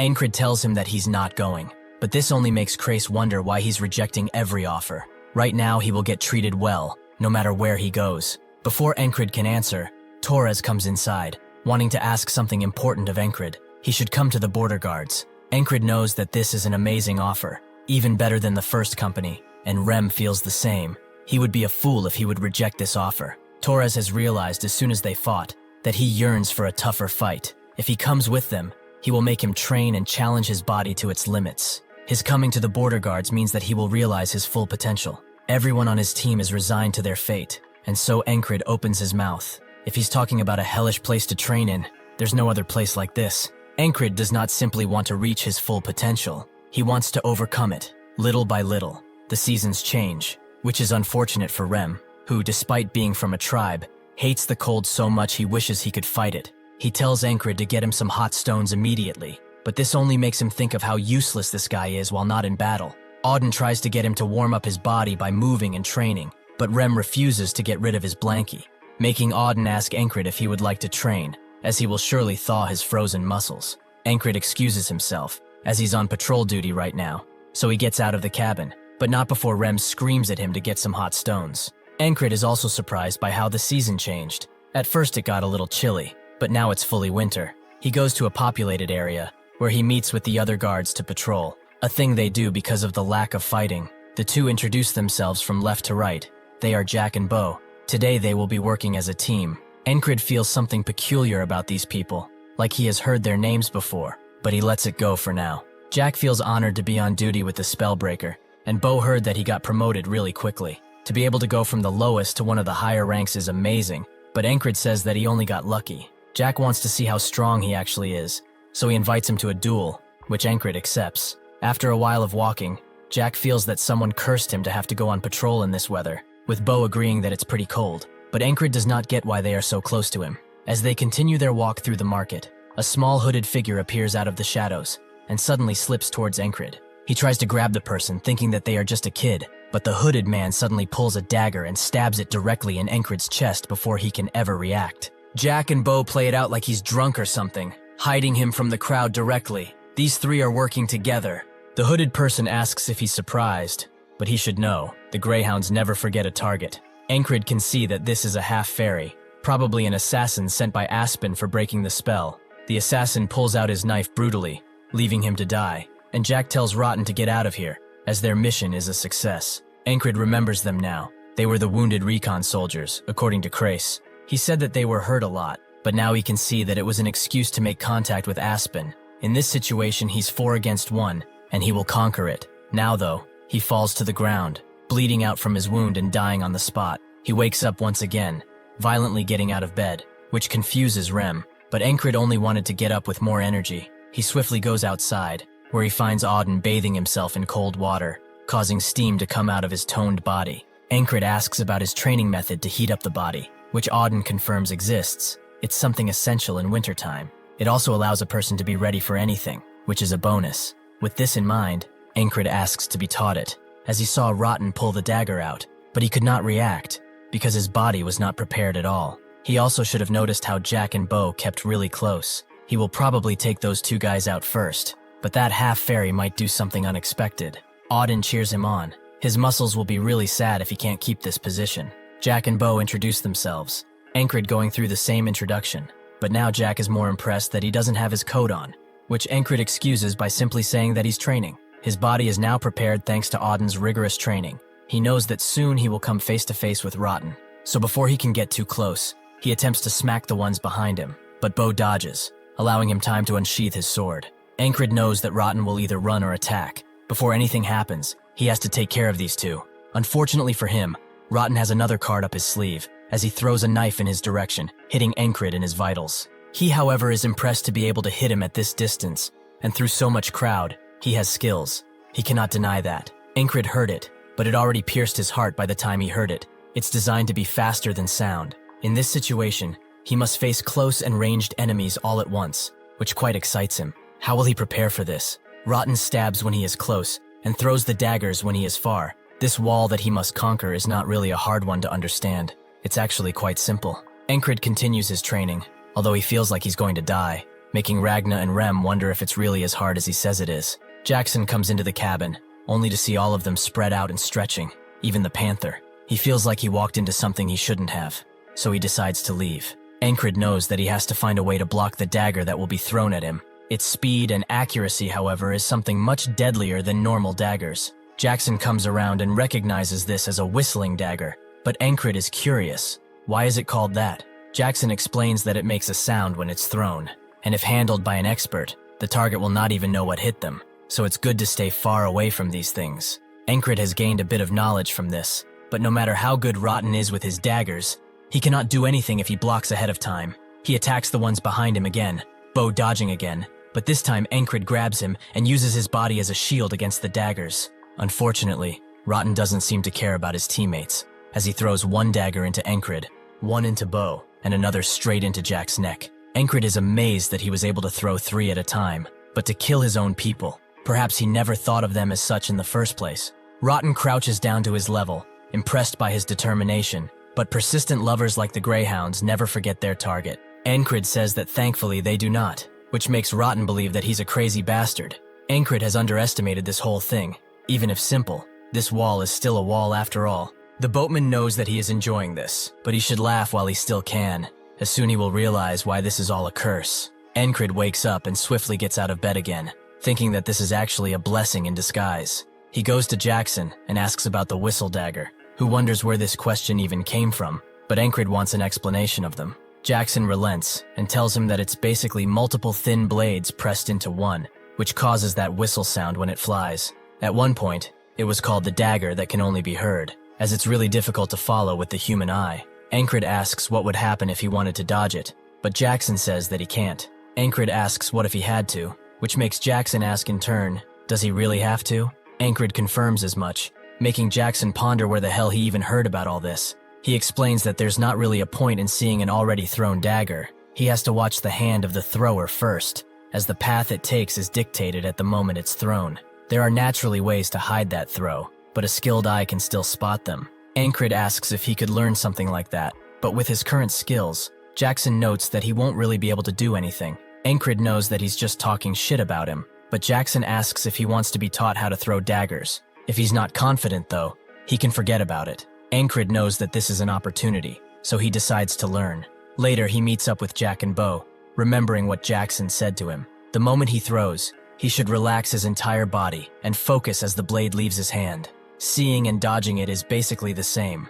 As soon as Rotten shows up, Encrid unsheathes his sword and instantly kills Jack, with Bo not offering much resistance either. Everyone around him runs away in a panic, allowing Encrid to focus on his real opponent. He can see him switch from relaxed to focused. He can avoid dying instantly if he protects his heart, so that's what he does. Encrid does manage to block the first dagger using his hand, but the second one goes directly in his chest. They are incredibly fast, and even if it was only for a split second, he saw it. In that split second, he saw the dagger come to him. Rotten approaches and prepares to say the same line, but Encrid already knows. Persistent lovers never forget their target. As Rotten wonders how he knows, Encrid is glad that he's getting better. A few more visits from this guy, and he will know all of his dirty little tricks. On the next day, Encrid eliminates the two behind him as quickly as possible, and then focuses solely on Rotten and how he rotates his dagger. He can see its trajectory now, so he blocks it with his arm guard. Rotten can feel the anxiety of his advance, and Encrid dodges to the side, thinking that the attack will come from the other direction, but Rotten swiftly changes its course and stabs him in the heart. He is amazed by the fact that he can adjust its course according to the enemy. This weapon, even if it took his life so many times, is absolutely incredible, and he wants to wield it. In his next life, he practices with daggers, Jackson asking what he's even doing, but Encrid only says that he's training with whistle daggers. He knows that what he has is not a real whistle dagger, but he will have one soon enough. A part of his homemade dagger breaks free, almost taking Jackson with it. On the 8th today, Encrid successfully dodges his delayed attack, but unfortunately, it seems that he has another problem. A sharpshooter eliminates him from behind, meaning that he must keep him in mind the next time. On the 9th day, he successfully takes him out with a dagger, but this only delays his death, as Rotten throws a dagger at him that he cannot dodge. Encrid continues to train until he can throw daggers pretty well, but he feels that besides the basics, he's missing something important. Jackson notes that he got everything down, but where did he learn to throw like this? Encrid can't say that he learned from him, so he lies. He saw someone throw one before and he just copied them. Jackson thinks that he must be a genius to do something like that, but no matter. Has he heard of the throwing blade technique? It was created by an assassin called Georg, and the name comes from his weapon, the whistle dagger. Georg strived to create a blade without sound, thus he created a very thin, single-bladed knife, but it was too difficult to handle, which led to the production of the whistle dagger they know today. Encrid didn't expect for the dagger to have such a story, but Jackson thought that he would already know about it, since his stance is perfectly suited for the whistle dagger throwing. On the 10th day, Encrid decides to change the route, which Jack is against, as they will be punished if they don't do their jobs well. Encrid says that he's the highest-ranked person here, and since he will take responsibility, there's nothing to worry about. He can hear the two whispering about this change of plan, which they really don't like. Encrid knows that the market is the perfect stage for the assassins. He does not need to play along with their games anymore. Jack notes that they should really return, but Encrid asks what they got from betraying their land. A bunch of gold coins? This prompts the two to immediately jump in and attack, but Encrid easily strikes them down with 2 swift strokes of his blade. As soon as he's done with them, Rotten and the blue assassin arrive, which he feels is kind of late, but it's no matter. They should come with all they've got. Rotten throws 4 daggers at the same time, but it doesn't matter now because Encrid can see his hand. The blue assassin moves behind him to strike, but Encrid takes him out with a dagger. Rotten takes this as an opportunity and strikes while his back is still exposed, but Encrid blocks his dagger expertly. Even if it hurts him, it will not kill him again. Rotten is now frightened and asks who the hell he is, but Encrid feels that it's not for him to know. Anyhow, how many of these beautiful weapons does he have on his person? Rotten can see that this bastard can throw these things. Is he also an assassin? He answers Encrid's question, saying that he only has 2. He is quite jealous that he only has 1, but Rotten tells him to not joke around. He's really sick in the head. He should also know that as soon as he throws the one in his hand, he will die. Encrid understands, but they will find out only after the fact. Encrid can't see his hands, but can see his arm, so if he keeps his posture and his eyes ready, he can easily dodge those daggers. Encrid can immediately notice that Rotten is throwing 2 at once, so he swiftly dodges and throws one of his own. which only damages Rotten's cloak. Even if he said that he has two, Encrid knows that he probably has more, but so does he. Encrid throws his last dagger at Rotten, who can barely dodge, but is actually quite mad that he lied. He readies his blade, and so does Encrid, surprised to see this bastard actually pull a blade out. There's no rule teaching the assassins to only use long-ranged attacks, but his problem is that he doesn't recognize this attack, as it's low and very fast. Unfortunately for Rotten, it doesn't matter anymore. He grabs his hand with extreme swiftness and announces that this is the end. With a chop to the forehead, he ends Rotten's miserable life. He has climbed over this wall with only 10 tries, fighting, losing, and getting stronger to eventually succeed. These things have come to give him alive. He looks at Rotten's body and opens his clothes, revealing a bandolier of knives that he really wants. He goes to report to the ferry commander about what just happened while wearing that same bandolier, saying that all of this was once again just mere coincidence. The ferry commander wonders if it's still a coincidence that he only got off with a scratch against 3 people, but Encrid says that the goddess of luck is really on his side. The ferry commander eyes him for a moment, before giving up and telling him to return to his post. He does just that and returns to his squad lodging, but as soon as he opens the door, an axe flies at his face, which he only has seconds to dodge. This was naturally thrown by Rem, who is glad to see that he dodged his sneak attack. Encrid asks if he has gone insane, but Rem was only training him, because he has assassins on his ass after all. As revenge, he suddenly gives Rem a hot stone and tells him to eat it. Rem believes that it's a potato at first, only for his hands to burn the moment he touches it. Encrid notices that his hair has grown pretty long, so he tells Crace to give him a haircut. He asks for 10 coppers. Encrid says 5, and they meet at 8. As Encrid gets said haircut, he tells Crace that he's charging more now. Does he not get a squad discount? Crace tells him to go to one in the city if he doesn't like the price, but Encrid refuses. The ones in the city suck after all. The snow continues to fall, and Crace notices how cold it is. Rem doesn't like the snow and cold at all, which Ragna agrees with. Auden believes it's a test from God, and Encrid wonders why they are all out here in the first place. He also thinks of how the assassins get into the border guard, and when exactly did they turn. He asks Kreis if he knows where Jack, Bo, and Rotten are from. Who actually knows? Jack was forced to conscript after he was caught as a pickpocket, and Bo insulted a noble right in his face. Rem can't believe how fine these people were, and Encrid agrees. As for Rotten, he was from a failed merchant association, a mercenary by profession. They all joined in the past year.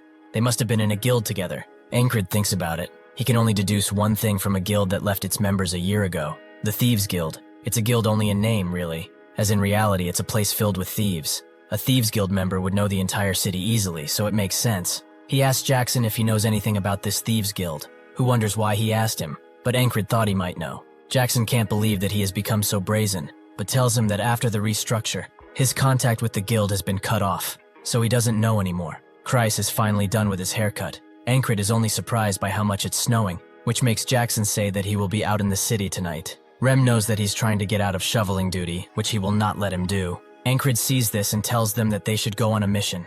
If they agree, they won't have to shovel snow. Everyone immediately agrees, even Kreis, but Encrid still has to get permission from the company commander. Ragna calls him lazy for not even doing that, so they all retreat inside, patiently waiting for him to do it. Encrid tells the ferry commander that he believes the Thieves Guild is behind the assassins, and he wants to bust them while he can.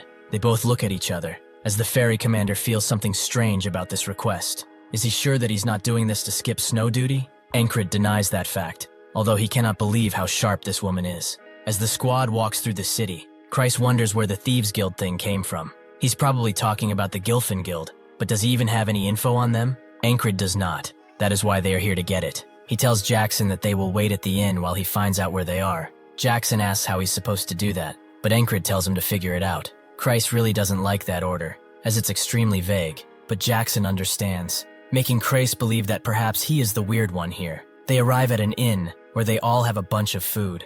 Kreis asks Encrid what he will do if the Gilfins are innocent, but Encrid doesn't really care. Even if not involved with those assassins, they are still criminals, and they need to get cleared out sooner rather than later. Kreis has already become acquainted with their server, Lesa, and whispers something in her ear. Encrid does not pay it much mind, but wonders where Jackson is, as he's late. Even though he has skills, he's starting with no real clues. He wonders if his orders were too vague, to the point that he feels bad for him. Jackson is propped up somewhere high, looking around and not moving at all, letting the snow fall on him. He suddenly notices 2 strange figures, which gives him an idea. Encrid asks Kreis if he knows that woman, and tells him that she's Lesa, her father is a shoemaker, and her dream is to open up an inn in the big capital. Encrid is surprised by how much he knows, but Crace only knows so much because she might be a valued customer. Jackson finally comes back, covered in snow and freezing, only to see everyone enjoying a warm meal while in a warm place. Encrid notices his annoyance and tells him to eat, but Jackson believes that they shouldn't wait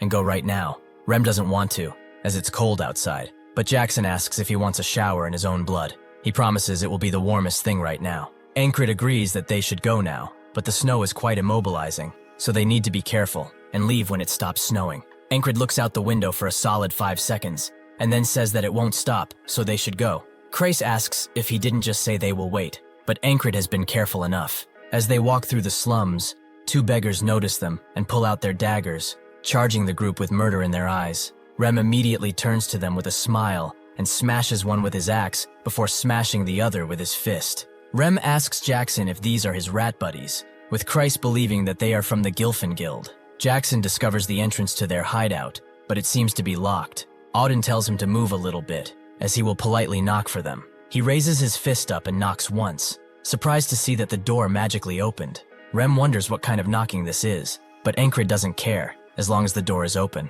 As they go in, Rem asks what he's going to ask them, but Encrid says that they should subdue them first, then they will have time to talk. They continue to approach the door, and those inside know that Encrid is coming. The leader knows that reporting their failure will be a pain, so they should take care of him themselves. One of them wonders if it's okay, as his squad is with him, but before the leader can say that they are a bunch of nobodies, Auden knocks again, but this time with his foot. Rem immediately rushes in to kill them all, but Encrid begins his speech. Those who have never killed the weak, those who can surrender, and those who do not wish to die, should throw down their weapons and cross this line.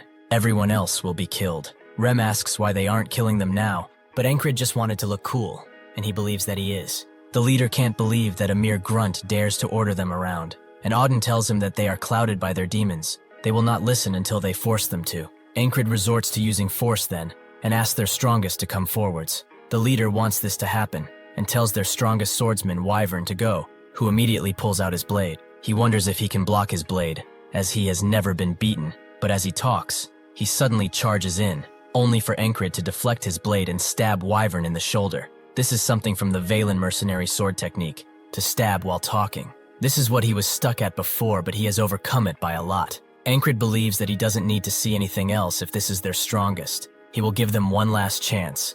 Either they surrender or die. His squad looks at him unimpressed, all of them believing that he's just trying to act cool. One of them throws his weapon and surrenders, making the leader jump up and try to strike him. Before he can cut him down, however, Encrid throws a knife in his head, killing him instantly. Rem can't believe that he thought he was cool, while Auden does believe so, and Crace is amazed. Jackson thinks that he's not bad, while Ragna suffers from cringe, like Rem. Encrid knows that he must have looked pretty cool, but this makes all the thieves surrender and fall to their knees. Rem wonders what they should do. It would be better to kill them now, since they might become trouble again. One of them begs them not to kill them. There are people here with sick mothers and poor families. Encrid believes that it doesn't excuse their crimes, so the man says that if he has to kill someone, he should kill him, as he is Gilfin. Encrid is surprised. So he was the boss, and not that brute right there? Gilfin denies it. That man was indeed the boss, but he also isn't Gilfin. He is. Encrid is confused beyond his wits, so Crace explains that they named the guild after random people on purpose. If they start getting chased by the law, they can ditch that person and run. Gilfin explains that their boss was a bastard, a real rotten-to-the-core individual, but the rest are not like that. Again, if he wishes for blood, he can have his. Everyone around him begins to try and defend him, as Gilfin is kind, and some of them even ask to be killed in his place. Rem can't believe that Encrid would kill them when they are like this. He did not take him to be such a devil.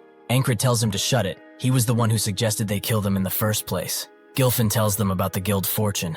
They can have everything in that stash if they let them live. Crace begins to smile, as he knows there's some cold, hard coins involved. Gilfin points it to them, but they need to find the key first. Auden proves them otherwise by gently pulling the door open, and so Encrid tells his squad to take as much as they want. Rem immediately finds some thermal leather, which is extremely warm, but Ragna wonders if it's that important. Encrid also finds a piece of flexible yet strong leather armor, which is not bad at all for him. Crace gets his attention, and says that they should take over this guild. Encrid asks if he's really asking for him to become a thief, which Crace is, but one that does not kill. Even if they were to take down this guild, within like a week or two, another will pop out in its place. So if things are like this, they should use this guy as a puppet to run it. Encrid feels that this is all far too convenient, so he asks what he told that girl, as it was strange for all these guild members to be gathered here. Christ is surprised that he noticed, although they got them all in one try. If he allows it, he will get him a monthly krona payment, and will also gather information. Encrid doesn't really do this for money, but it can't hurt. He allows it. So Christ tells Gilfin that from now on, their guild is one that does not kill. They will sort out the bad people and send them to prison, while they slowly reform this organization. Gilfin tells him that they will all die if they do not disband. Their boss worked for Aspen and took their money. Once every spring and fall, a frog comes to check on this organization, and if he realizes what happened, he will not just let them go, as the frogs are beasts. Christ tells him that they shouldn't worry. They have some beasts of their own after all. Encrid believes that they should go back since they have completed their objective, but Rem looks at him and wonders, are the others done with shoveling snow? Ragna also believes they have some unfinished business, and Auden wants to reflect and preach the word of God just a little bit longer. Jackson also believes that he had something to do, so he will return tomorrow morning. Encrid understands and apologizes. He did not see that they were all so busy. The next day, Encrid reports the return of his squad, and also the fact that they have destroyed the Thieves Guild. The ferry commander asks if he had fun skipping shovel duty, but Encrid hasn't a clue about what she's saying. She has heard that he liked to duel, so they should spar right now. Encrid accepts, but as soon as he tries to unsheath his sword, he gets knocked down. The ferry commander tells him to get up, but when he tries to pick up his sword, she knocks him down again. Encrid is amazed by her sword's thinness. It's almost like a whip. This continues until Encrid is left out of breath, leaving the ferry commander confused. She has seen this man respond instantly, almost like he came from the future, but now, he acts like a grunt. She really does not know who he is, but it is still true that he broke that spell, and took down 4 assassins. She sees that it's snowing again, so she will be watching him, this time more diligently. Encrid believes that he's pathetic. He has trained so much with the sword, but he has never done anything with his bare hands. He has finally realized what he is lacking, something that requires the use of body and limbs, that thing being martial arts. He goes to Auden while he trains, who tells him that the most important basic of martial arts is a trained physique. Encrid looks at him as someone demands to know who pulled an entire tree out, but Auden says that he has a method of training that pushes the body to the extreme. It is called the isolation method, which will be very painful, to the point where he might as well be dead. Encrid tells him that this is his specialty, but after doing it for some time, his whole body feels like it's going to collapse. Auden tells him that the fundamental principle of the isolation technique is overloading. His muscles become stronger as they are being torn. Encrid can barely stay up, but Auden believes that he can do it for at least 10 seconds. He can see that this is his limit. He also asks if he does not regret starting sooner, as he needs to grow his body for quite some time before he can properly learn martial arts. Encrid does not have the time to regret. The past is the past, and now he is only thinking in the moment. If he was not, he wouldn't have ever made it past the first wall and probably gone crazy. He asks Auden to teach him something else while he does this, who is amazed by his diligence and work ethic, but that's why he respects him. Since he asked, however, he will return to the post, on all fours today. As he trains, the Panther watches him diligently, seeing the effort that he's putting in.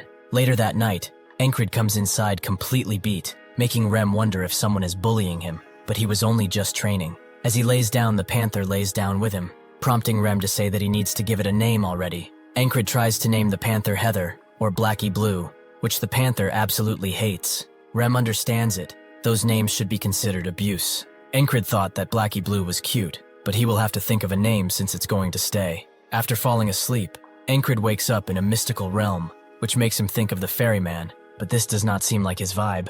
Suddenly a woman appears behind him and she only tells him one thing.